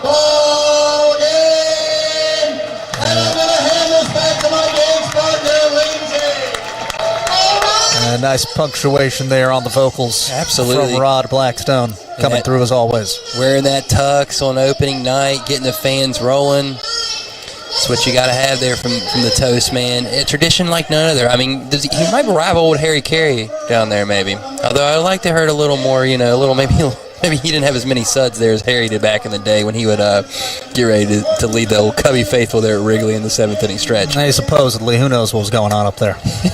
It was the 70s and 80s, Mike. You never know what was going on there. The Charleston Dirty Birds on top 4-3 in the bottom of the 7th inning, going for an important opening day victory, the first ever game for manager Billy Horn, as well as the rest of this Dirty Birds cast. So far, Juan Perez with a 2 RBI double, a sacrifice fly from Jovan Gonzalez in the last frame as well, snagged the 4-3 advantage. It looks like the Ferry Hawks are going to go to the bullpen once again. We'll get you those details shortly. And I tell you what, Mike, something that's been really nice here that the Dirty Birds have done, building on that lead there, and got back, the lead back in the 5th to tie it back up and then take the lead, continuing to manufacture runs there in the middle frames there. You score 2 in the 4th, 1 in the 5th, and 1 in the 6th. That's what good offensive clubs do right there. They don't necessarily always wait for that big inning. They continue to add a run here, add a run there, and then eventually you break open another big inning, and then you kind of make it a laugher, hopefully. Into the game now, Jose Velez, the left-hander. He'll face the leadoff man, Anthony Seymour. Seymour to this point 0 for 3 in the ball game, Mike, but has hit the ball hard a couple times so far. So hopefully this time Seymour will be able to show off those wheels and be the leadoff man here in the 7th if the Dirty Birds need to scratch home another insurance run. Yeah, it would definitely go a long way if Charleston can get the leadoff man on here. Little action down there in the pen for the Dirty Birds. Looks like that might be it for Sheets here after throwing 2 scoreless frames and looked really, really good. Phenomenal. Here's Velez delivering. Seymour hits one hard, a deep line drive to left field, a solo shot over the wall, and see you, baseball. Seymour going yard. That was just a line drive that got out of there. Seymour. Frozen rope, Mike. Letting that one fly, and the Toast section loving it. And Seymour. We just wanted Seymour to get on the pads, Mike. I didn't think he was going to take it 9 on us, That extends the lead out to 2, a 5-3. The advantage now for the Dirty Birds as Anthony Seymour touches them all. I won't lie, I miss Ric Flair. After those home runs, I miss Ric Flair. Oh, I'm sure he'll make an appearance at different points in the season here at Appalachian Power Park. Woo! There you go. Seymour with the solo shot. That brings up the 2-hole hitter, Scott Kelly, who takes the ball one high. Good take care by Kelly.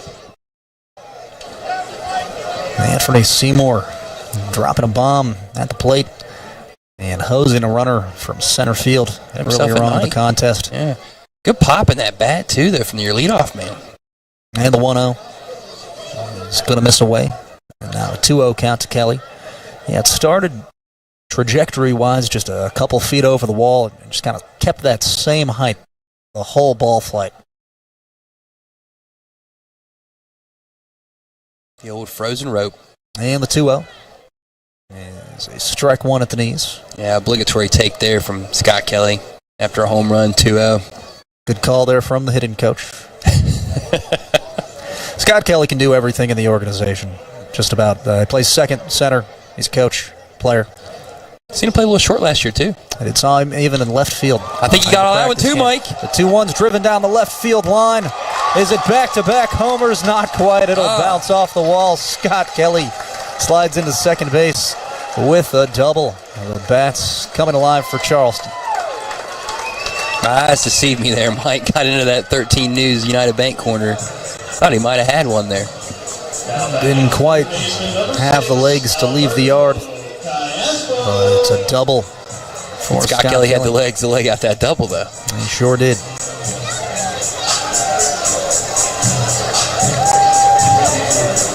Like seeing the Dirty Birds manufacture some runs, get this insurance early, and now with Kelly, with that double, still no outs here in the inning, Kiaspo will turn around and hit right-handed here. The switch hitter waits the first pitch, and he'll take low, a ball one.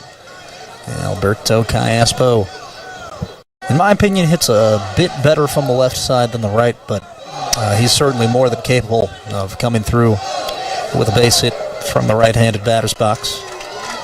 Just a professional hitter. I mean, that's just really all I can say about Kiaspo.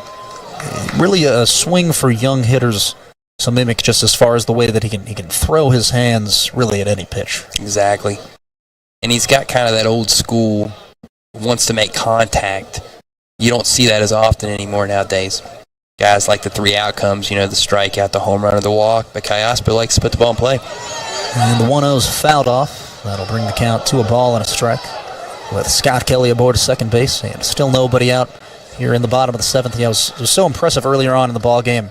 We were kind of joking about it before we got on the air that it was his first at-bat, no practice games. He's going against Julio Teheran, a former MLB All-Star, and just kind of effortlessly just flicks one out there to right. Little fillet of fish. And the 1-1, taking down a ball two. Like you said, just roll out of bed and get hit. Some guys have that ability. Kiaspo is definitely one of those guys. And he puts the work in as well, day in, day out.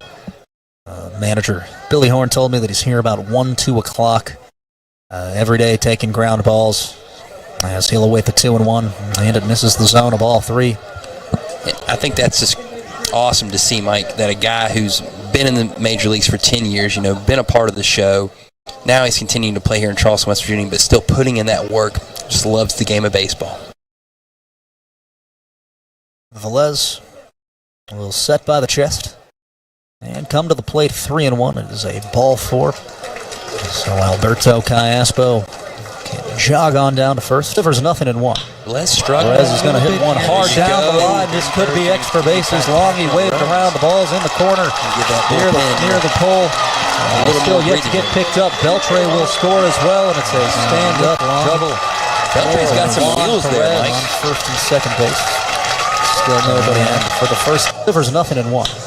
Perez is going to hit one hard down the line. This could be extra bases. Long he waved around. The ball's in the corner near the pole. Still yet to get picked up. Beltray will score as well, and it's a stand-up double. Beltray's got some wheels there, Mike. One in particular that caught my eye. And for the first time this season, the Charleston Dirty Birds over the New York Yankees. get on the board. Miguel Cabrera was going for his 3,000th hit. Placed that one right down the chalk. Aaron Boone walked him in the ninth. Textbook double right below there. the bases with 2 outs. And then a mistakes there. Power player brought in by Perez, and now Mike Hart in center field for 2 RBIs. He struck out in the second inning as well. Booney heard the boo. He'll have some similar luck as Perez today, as the Tigers took a 3-0 lead. Tehran's very deliberate. And also another one from the AL East inning, Blue Jays, how he's been in the first 3 innings. With a big win in Fenway, 3-2 over the Boston Red Sox. Kevin Gossman and 1 away. Was very strong. And powerful lefty. He is back to the bump here with 2 runners on. He'll deliver it along. Opportunity here. It's one on the screws deep to center field. It'll back up Ruda to the track at the wall and makes the grab. Ben Ruda. Great catch, colliding with the fence. Scott Kelly's going to try to tag late from second and dive into the bag. He's safe. So Nick Longy able to move him 90 feet, just about probably 10 feet short of the homer. Scott Kelly initially flinched towards third and then made a nice recovery. Going back to second base, makes a late decision to tag. Rather aggressive base running decision by Scott Kelly, but that's the one time you want to do it, Mike. You can make the second out at third. Big no-no to make the first or the third out at third, obviously. And Long, you probably picked the one part of the ballpark there, you know, the wrong part of the ballpark to try and hit that ball, too. Anywhere else, might have dialed 9 there, but deep center, you got to hit a poke out here at the app to get that thing out. Yeah, you probably got to carry it about 415, 420 to hit a dead center homer. It's a tad longer, maybe in left center. Plus, you get that extended wall up there, deep too. Ballpark. It's Angel Beltray up now. He'll hit a ground ball to first. They'll get the shore out at second, and back to Clemens for the final out of the 7th. The Charleston Dirty Birds tack on 1 more behind a solo shot from Anthony Seymour. They lead at 5-3 as we head into the 8th inning. Michael Sussman and Blaine Smith with you. You are watching Charleston Dirty Birds baseball. Delivers nothing in 1. Perez is going to hit one hard down the line. This could be extra bases. Long, he waved around. The ball's in the corner. Near the pole.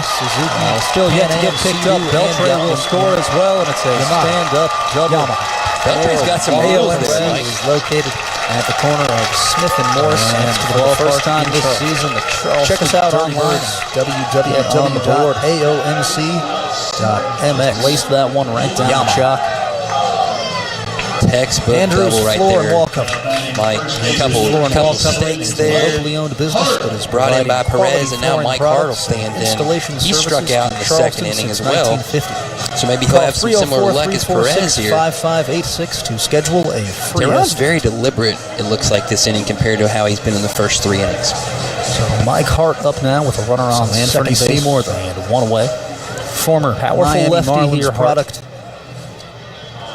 Great opportunity here for the Dirty Birds. Cannon in the arm and a powerful stick at the plate.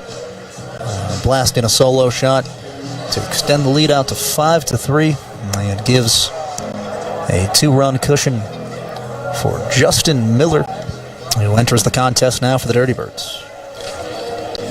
Believe Seymour's going to be a fan favorite this year, Mike. Just by the way we've seen him look out here in the first couple of ball games. Definitely a guy that kind of excites and catches your eye with that speed and the power and the arm that he has there. And you say Justin Miller coming in the ball game here, a 6'3", 225-pound right-hander out of the great state of California. He was drafted by the Colorado Rockies in the 47th round in the 2006 draft. Ended up pitching 7 years in different organizations in Major League Baseball with the Tigers, the Rockies, the Nationals, and the Cardinals. And he actually, in 2018, went 7-1 with a 3.61 ERA out of the bullpen with the Nationals. So, very accomplished guy there in Justin Miller.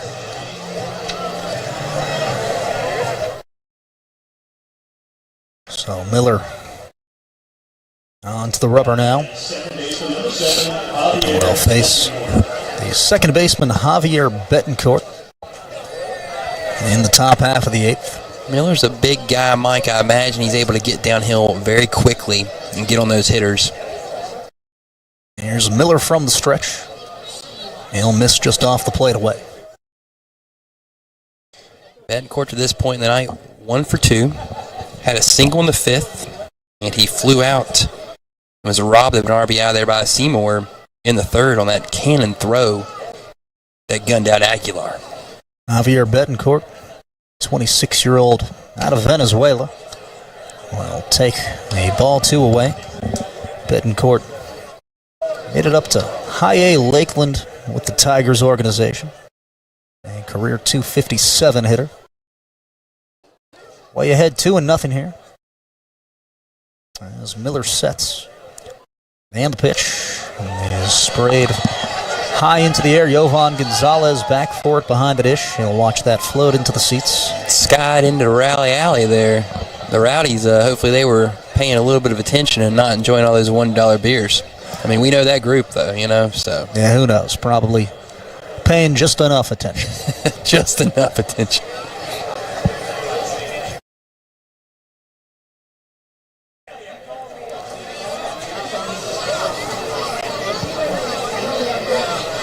Big for Miller to come back there, though, down 2-0 and get that right there. You don't want to get down 3-0, especially just coming right out of the pen.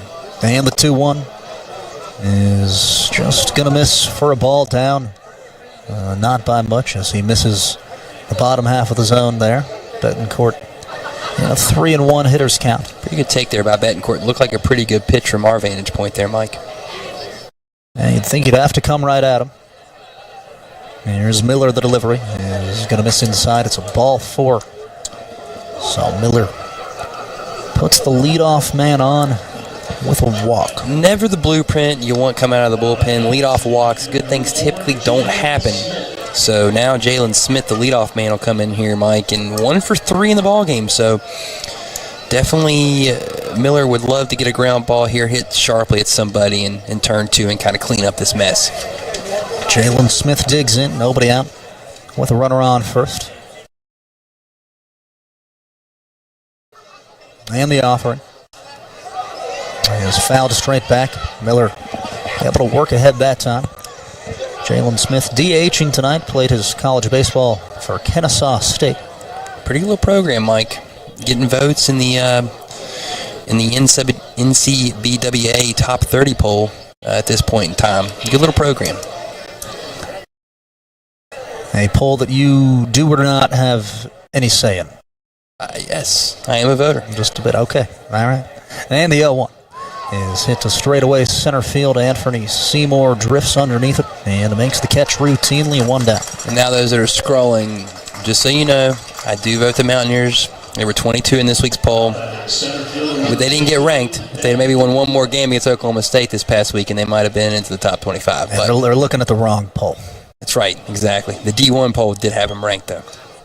Up now, Ben Ruda. Ben Ruda once a star player at Grimes Hill. And a 2-time All-NEC selection at Wagner College. Here's Miller from the stretch. He'll miss low and inside for ball 1. Grimes Hill, Mike. Sounds like something like off Walking Dead, old Ricky Grimes there. Wagner's a good basketball program, too. I know they took the basketball coach that was hired at St. Peter's for the Peacocks, replacing Shaheen Holloway, so pretty little program there. Also a guy who would be used to the Charleston weather, though, for sure, up there in the Northeast. And the 1-0 is going to miss just down. Ruda so far tonight, 0 for 3. Struck out looking in the 4th and the 6th innings and grounded out to Scott Kelly for the 2nd out of the ball game. Ben Ruda listed as being from West Windsor, New Jersey, so didn't grow up too far from Staten Island. The 1-1 is fouled off down the third baseline, and the count goes 1-2. Interesting, the Ferry Hawks have showed bunt more than a few times tonight. Kiaspo continuing to stay back behind the bag. Interesting that's been kind of a strategic ploy here by Ferry Hawks manager Elgardo Alfonso. Yeah, looking to dial up a bit of small ball. Hasn't worked to this point. They've scored via the long ball. And the 1-2 to Ruda is fouled off. Able to get a piece on that one and extend the AB. Miller going to try and put him away here. Righty on lefty matchup, so you know the breaking ball is coming in on him there. Going to make it a little tougher sometimes on that right-handed pitcher to get that lefty out with the breaking stuff when it's coming in on him like that.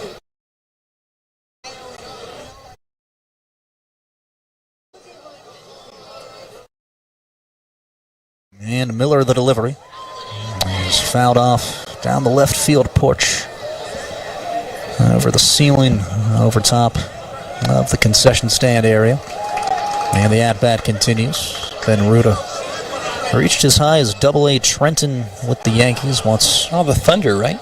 Once an Eastern All-Star. That's right. A lot of time playing this show, Mike, throughout the years, yeah. And the 1 and 2, you got the whole journey down. Oh, yeah.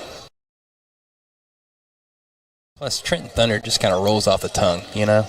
Even 2-2 count. Yeah, the New York Yankees with a very extensive minor league affiliate system, not as much so since the reduction. They used to have a couple clubs come through here in the Sally League. Even 2-2 count, one away. Big pitch here coming for Miller. And the runner breaks. And Miller to Ruda. He'll roll over a ground ball right at Scott Kelly. They get the out at second. Justice the throw to first, not in time.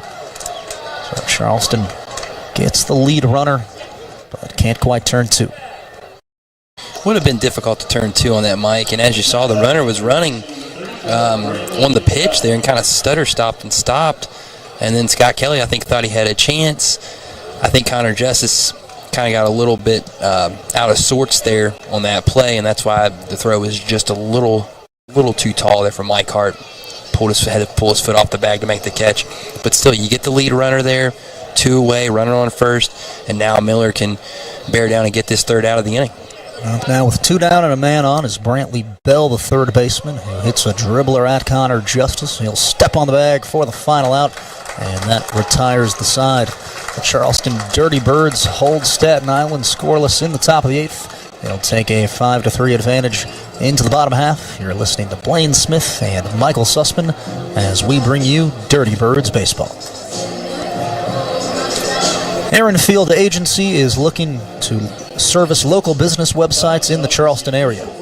As a local business owner, we support our local companies with web design, video production, print design, logo design, and more. Reach out to our website, aaronfield.com, all socials at Aaronfield, or call 304-207-0037. Dermalogics is the logical choice for your skincare solutions, and Kimberly Rossi, MD, can help. Dr. Rossi is a board-certified dermatologist with over 20 years of clinical experience providing skincare screenings and recommendations for your skincare needs. Our office is located at 3100 McCorkle Avenue Southeast, Suite 201 in Charleston. Schedule an appointment today, 304-342-3360, or check out the website at mydermalogics.com. 5-3, the Charleston Dirty Birds lead it in the bottom half of the 8th. Michael Sussman here with Blaine Smith. And for the 4th time tonight, the 3rd pitching change, 4th arm in the game for the Staten Island Ferry Hawks. They go to the pin, and they'll bring in another southpaw.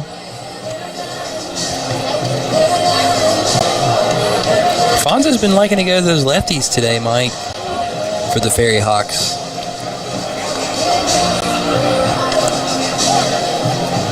It's number 26, Chris Nunn, the former AAA product, a Lawrenceville, Georgia native. Manager Billy Horn looking on a couple frames away from his first victory as the manager of the Charleston Dirty Birds. Spent the last 2 seasons over with the High Point Rockers, the head of player procurement there. Got 22 players to the show, or 22 players signed in big league organizations. 5 made it all the way up to the show. I kind of asked him, what's the key to that whole position and really establishing connections in this league, and he said that it's a people business, and that your most valuable recruiters are players on your team that know other guys that are looking for teams, and it's just a cool fraternity of professional baseball players, and we're glad to be a part of it here in Charleston.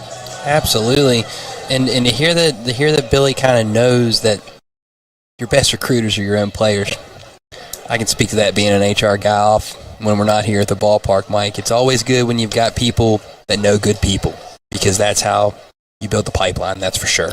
Speaking of good people, Juan Perez digs in. He'll take a strike one on the outside corner. Perez already with a 2 RBI double today. The 0-1 is going to miss well high, even 1-1 count. Had the hit that got it all going for the Dirty Birds offense, that's for sure.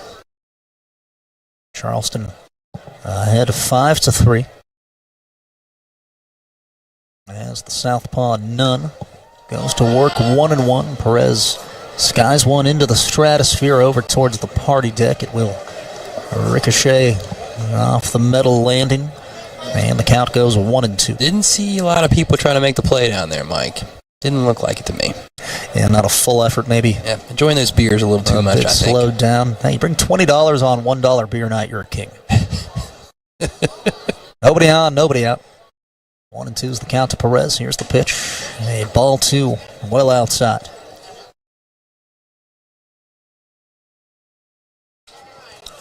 The Dirty Birds looking to get the leadoff man on here to throw together some in shorts. And the 2-2 is fouled off back into the net. Trying to get a run across for the 5th consecutive inning here, Mike. They put up 2 in the 4th, 1 in the 5th, 1 in the 6th, and then another one in the 7th. Up tossing now is the expected closer, Tyler Wilson, in the Dirty Birds bullpen. The 2-2 misses way out. That brings Cecchini out of his crouch, and the count goes full. Not a competitive pitch there. Pretty easy take there for Perez. Juan Perez awaits an important payoff. And the 3-2 from Nunn misses in the same spot. And Juan Perez is safely aboard.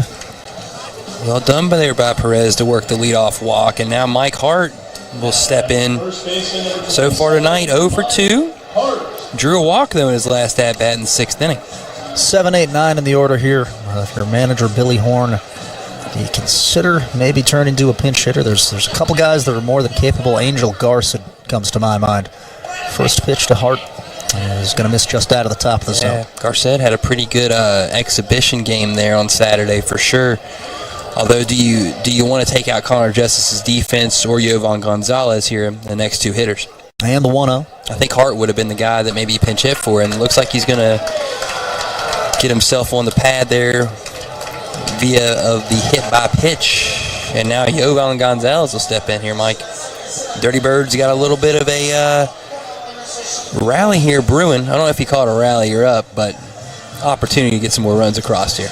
Yeah, that one might have just glanced the sleeve on the way through. Didn't seem to really bounce off Hart, but Mike Hart was definitely ready to run down that line there, that's for sure. Enough to draw the HBP there.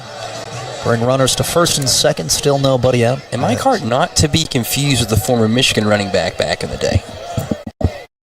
Up now Gonzalez awaits the first pitch. It'll hit the outside corner, called strike 1. Big time opportunity here for Jovan. 1 for 2 in the game, Mike. Double in the 3rd. Got that sacrifice fly that got the Dirty Birds back the lead in the 6th. Gonzalez, another one with a really beautiful opposite way swing. Loves that right center gap. And he's patient enough to take the ball to all fields, which is something that's you sometimes see lacking in the game nowadays. He'll foul off the 0-1 pitch. Just caught a piece of it. Cecchini was hit by the ball and has to take a second, but everyone's willing to give him a little bit of time, though. There's certainly no rush, and why would you? Hit him in some regions there. We'll just say that. Here at Appalachian Power Park, it's a good crowd at the outset tonight. Most of them have stuck around. They definitely have, and why not? For $1 beer and some good food, like you said, no better place to be. Jovan Gonzalez way behind 0-2. And the pitch misses outside. A ball and 2 strikes. Rather easy take there for Gonzalez.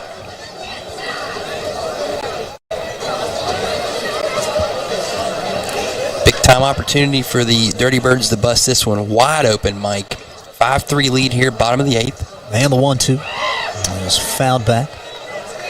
Gonzalez stays alive. Like you said, Mike, a really good crowd. They've hung around. They've been boisterous at times.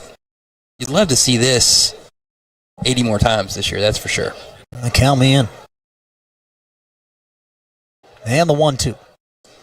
Swung on and missed. Strike 3, Jovan Gonzalez. Looked like he might have been a bit fooled there by a slow curve, kind of an over-the-top 12-6. And he goes down on strikes. That'll bring up Connor Justice, a former Georgia Tech Yellow Jacket. I talked to him about his experience there and just kind of asked, what was it like playing for a powerhouse program? He said it was the experience of a lifetime. He wasn't far from his home in Atlanta.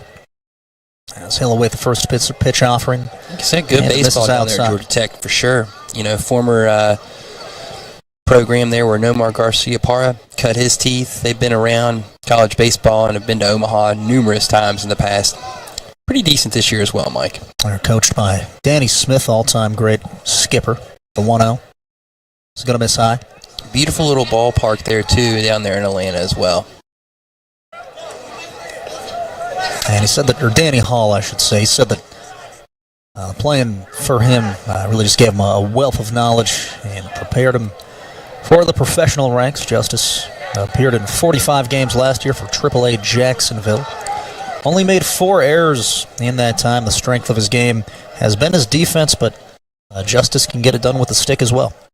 I'll tell you what, Mike, he's definitely flashed the leather a few times tonight and showed some power in that exhibition game, did Connor Justice. And the 3-0. Good take. This is a ball 4 way outside. That'll load the bases. I mean, getting back to it, the best name, I think, in minor league baseball, maybe other than the Biscuits, got to be the Jacksonville Jumbo Shrimp. It just rolls off the tongue. And when you think about Jumbo Shrimp, good thoughts come to your head. It really does. Like, I kind of want to go to Captain D's on the way home now. Not going to lie. Hey, that's an option. That'll spring the Staten Island pitching coach from the dugout as he has a quick word with Chris Nunn, and we continue to talk about Jumbo Shrimp. It's Anthony Seymour stepping up to the plate with the bases loaded. Seymour launched one over the left field porch his last time. If you're Seymour here, what's your approach at the plate? Definitely looking for a fastball you can drive here, Mike.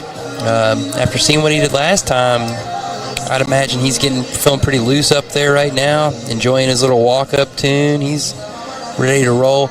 Imagine, though, you're looking for a ball in or third. See what you can take it. But at the same time, from what I've seen out of him, I imagine he's a guy who can use all field. So even if you see that fastball in the outer half, spray it into right field, get you 2 more RBIs here. Staten Island will bring the corners in with 1 down. Seymour unleashes a hard swing at a first pitch curveball early on that one. He'll roll it over foul. It's Seymour up now with Scott Kelly in the on-deck circle. Alberto Kiaspo due up after that. Huge opportunity here for the Dirty Birds to bust this one thing wide open. And Nunn in the 0-1 is going to spike that one. Count draws even. Nice block behind the dish there from Susini. Could have saved a run. He's had himself a active night behind the dish there with this Ferry Hawk staff for sure. I'm sure manager Alfonso would love it if he could have a little bit less active night. And the 1-1. Seymour swings and misses, another off speed. And that'll bring the count to a ball and 2 strikes. Seymour definitely was taking 2 there for himself. I imagine now he'll choke up a little bit and try and put this ball in play. Anything but a double play ground ball or a pop up to the infield does the job. With Seymour's speed, Mike, I'd imagine he's going to be guys be tough to double up, but took that one there. He's rung up on the outside corner, a called strike 3. Seymour couldn't believe that one. Looked like the home plate umpire Might have been a little bit gracious on that outside corner. Too close to take, but, you know, kind of just a bit wide of the black. With 2 strikes, got to be willing to put that thing into a dugout and live to see another pitch, that's for sure. And I believe Seymour would say the same thing. It was an emphatic call by the Blue, though, right there, wasn't it? Yeah, it was. It's opening day for them, too. Yeah, he gets a little excited as well, you know. And now they don't have a robot telling them what to do anymore. I mean, they're definitely ready to rock. And the bases are loaded now for Scott Kelly with 2 down. First pitch to Kelly is going to miss down and in, 1-0. Kelly spit on that pitch there, the hitting coach, as well as the second baseman for the Dirty Birds.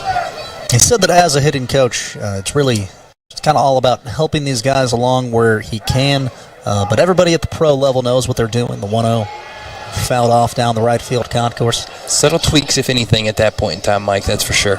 Yeah, he said that a lot of it, you know, is just watching other guys, trying to take things from them, and then just being an encouraging voice throughout this season, a source for the younger players, and just somebody for the veterans to rely on. As Charleston sets out for a championship this year, and we'll wait the 1-1.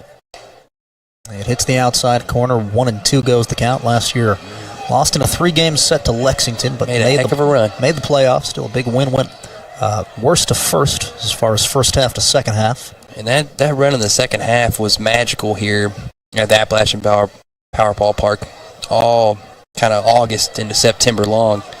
And I'll tell you what, Mike, that game 1 here was a special night for sure. The 1-2 fouled straight back. Yeah, as far as a game atmosphere, focused on, you know, the action on the field, the competitive scenario, that's probably the most electric that I've seen Appalachian Power Park. Easily. And you know what was great about that extra innings? I was at 11 or 12. I can't remember exactly when it ended, but man, it was a great game. And nobody wanted to go home without the Dirty Birds beating the Legends. And on that night, they found a way to get it done. And the 1-2 to Kelly. Swung on and missed, strike 3. And that will retire the side. The Dirty Birds strand the bases loaded in the bottom half of the 8th. They'll go for the Game 1 victory when we return in the top of the 9th. You are watching Dirty Birds Baseball.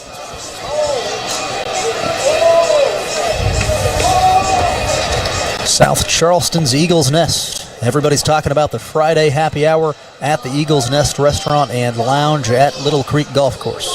4:30 to 7:30 every Friday with free appetizers. Eagle's Nest Restaurant and Lounge at Little Creek Golf Course, just off Kanawha Turnpike in South Charleston.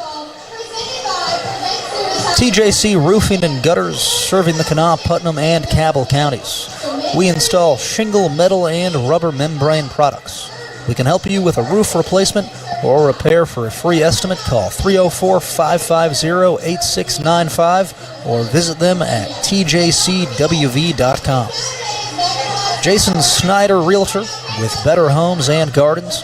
Real Estate Central is an experienced real estate professional dedicated to finding the best properties for his clients. Jason Snyder, high into the air, Jovan Gonzalez, premier real estate professional. Watch that float. Call now at 304-610-6466. The Rowdies, hopefully they were 304-610-6466. those $1 beers. I mean, we know that group though, you know. So yeah, who knows? Probably paying just enough. Dirty Birds just will have to turn to the bullpen to clean things up here in the top half of the 9th and finish off an opening day victory.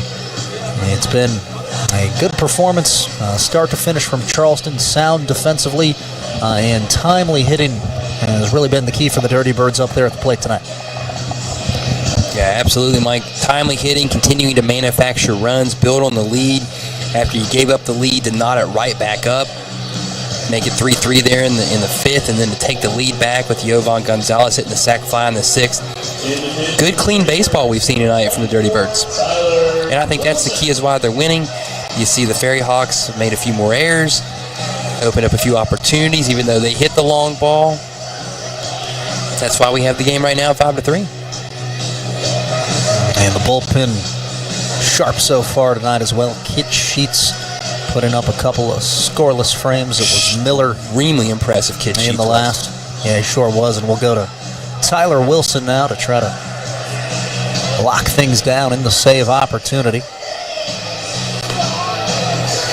Wilson, the big right-hander, 6'6", 245-pounder, was actually born on Christmas Eve, 1989. Georgia native, was drafted by the Boston Red Sox in the 13th round in 2008 in the June amateur draft. Last year, played in the Mexican Pacific Winter League and had 2 saves. Was a 4-year veteran in minor league baseball in the Red Sox organization. And gotta say, Tyler Wilson probably going to endear himself to half the fans here in the ballpark with that Thunderstruck as his tune to come out there and try and get this opening save of the 2022 season. Oh, that's a classic. That one plays anywhere. Oh, it does. And then that game, Thunder, when you get down in Huntington, is a classic tailgate tune for sure. It's Tjc Clemens leading off the frame. Tjc Clemens already with a homer in the ball game, a towering moonshot to right. He'll take a ball 1 high. 1 for 3 in the ball game, Mike. As Wilson sets by the chest and delivers. Ooh, he'll miss just above the letters. That one. The robot might have called that one a strike, Mike. Not too far. And the occasional drawback over the human element. Far from perfect. We'll take it any day, though. Nobody on, nobody out. 2-0 count to Clemens. Here's the delivery. It swung on and missed. Good change up there as Clemens was well out in front of it. Way out in front of that there was Clemens. And we'll go to 2 balls and a strike. As Wilson battles the lefty just 3 outs away from capping off win number 1 and the 2-1. There's a curveball fouled off into the left field seats. He pulled the string. And almost a really nice well. play there made by the fan down there, Mike. That deuce. But it hit him in the chest and then it fell to the ground. Next time. Yep, that's right. That's why you bring the glove to the ballpark. Postman getting the fans riled up here. 2-2 count, no outs. Leading off the 9th inning is Clemens. Here's Wilson. He's going to miss one well outside. Looked like that might have slipped through his fingers. I'd imagine pitching coach Joe Testa would want him to throw a little bit more competitive pitch there to get a guy who's seen as many big league potential arms in the past as Clemens has. So full count. 2-run lead, nobody away. Let's see if he comes right at him. The payoff pitch is going to miss outside, a ball 4. And the Dirty Birds once again walk the leadoff hitter and put Clemens aboard. That'll bring up Brandon Wagner, the left fielder, number 18. Wagner 0 for 3 tonight, Mike. Struck out his first 2 plate appearances and then hit a ground ball at Scott Kelly in the 7th. Not exactly what you wanted to do here if you were Wilson. The leadoff walk. But get you a ground ball, clean things up right here. Yeah, you'd love a double play ball here. It's a hard one past Mike Hart into right field. A single there for Wagner. And the Staten Island Ferry Hawks get the 2 first hitters of the frame on the base paths and could be mounting a late 9th inning rally here.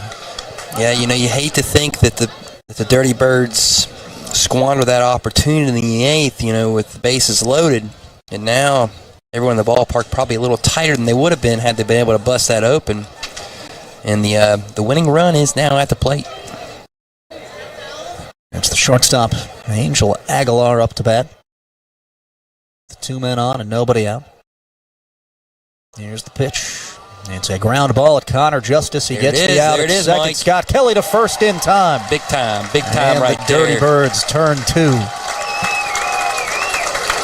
Smooth as butter, Justice to Kelly.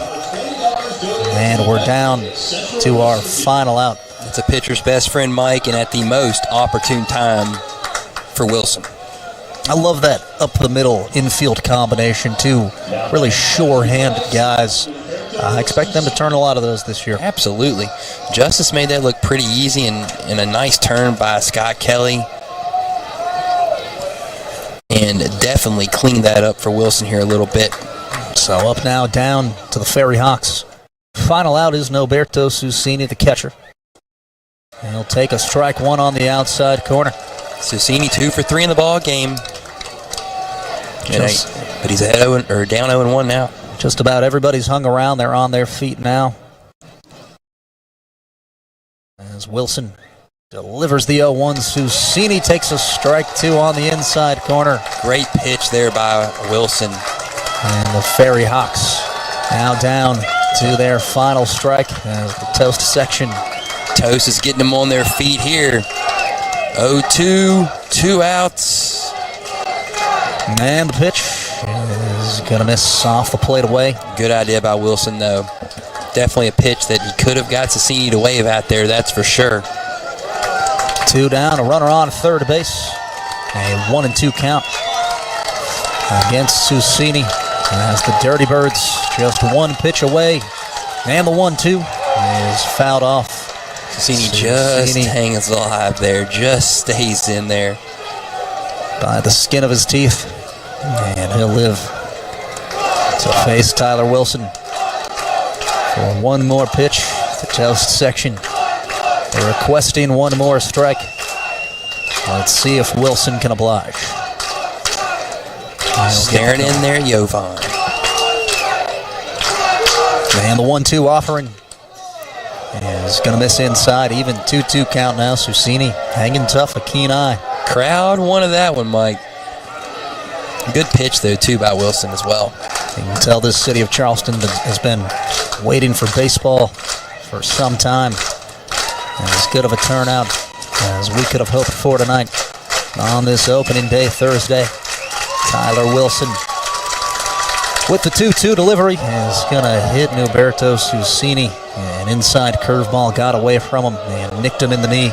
Let's hold the phone on the opening day celebration. The Ferry Hawks will have runners at the corners. This 9th inning been a bit of an adventure for Wilson, if you think about it. A walk, a hit, double play, now a hit by pitch. We've kind of had it all here. Susini's a bit hobbled. Limped a couple steps towards the Ferry Hawks dugout. He'll jog on down to first. Let's see if they try to go to a pinch runner here. He's got to touch the bag. Now batting right fielder number 2, Ricardo Cespedes. So that changes the scenario a bit. Staten Island obviously still down to their final out, but with runners at the corners. Susini at first base representing the tying run. And it'll be Ricardo Cespedes up in the clutch situation. As the Ferry Hawks look like they're going to run for Susini here. Sure does, Mike. And what do you know? It is Kelsey Whitmore, the Atlantic League's first female player, now into the game. And she'll head out to first base. Our Charleston crowd. Definitely giving her a little appreciative cheer there for Kelsey Whitmore. I'm sure they don't want to see her score to make it 5-5, but definitely appreciative of her efforts and seeing her out there on the field. Nonetheless, history's made in Power Park tonight. Taking a good lead over there at first right there. And Cespedes up. He'll await the pitch and take a strike 1 right down the heart of the plate. Another good start to the at-bat there for Tyler Wilson, going for save number 1, protecting the 5-3 advantage. And the 0-1 pitch is fouled straight back into the net. There you go. That's how you draw it up, Mike. Get ahead 0-2 with 2 outs. Now you got to bury one in the dirt and hope Cespedes swings at it, and everybody goes home happy.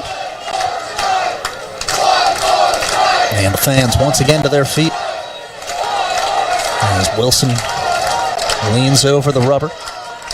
That's the sign from Gonzalez. Set by the chest. And the 0-2 pitch is a chopped ground ball. Scott Kelly cuts it off at second. The throw back to first is in time. And the Charleston Dirty Birds win it 5-3 on opening day. Chalk it up as a win. The Dirty Birds improved to 1-0. And Blaine, it took just about everybody tonight. It did, Mike, and there was no doubt about it. Dirty Birds with a big-time win, 5-3. Great play by Scott Kelly getting into that hole there to make the play. That ball could have definitely found some eyes and would have made this thing real interesting. But a big-time win, 5-3. You chalk one up into the left column, Mike. They can't take it away now. Final score, Dirty Birds 5, the Staten Island Ferry Hawks 3. in our opening day contest. Manager Billy Horn giving a big hug to all of his players as they go down the handshake line. What a game it was for Charleston. Wilson picks up save number 1 on the season. We'll be back with a quick recap here from Appalachian Power Park. This has been Michael Sussman and Blaine Smith bringing you tonight's Dirty Birds win.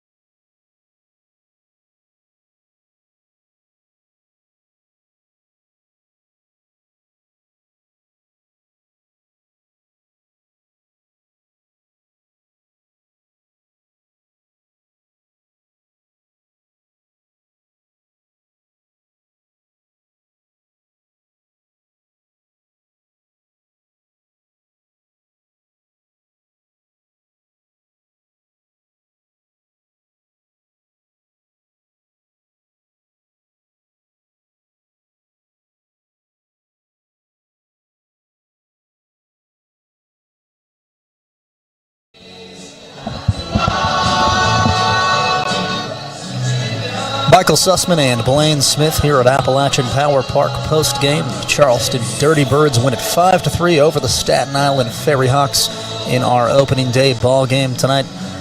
Blaine is just a lot of heart from the home team this evening. Had contributions from a few different guys. Anthony Seymour goes yard. Juan Perez with a 2 RBI double.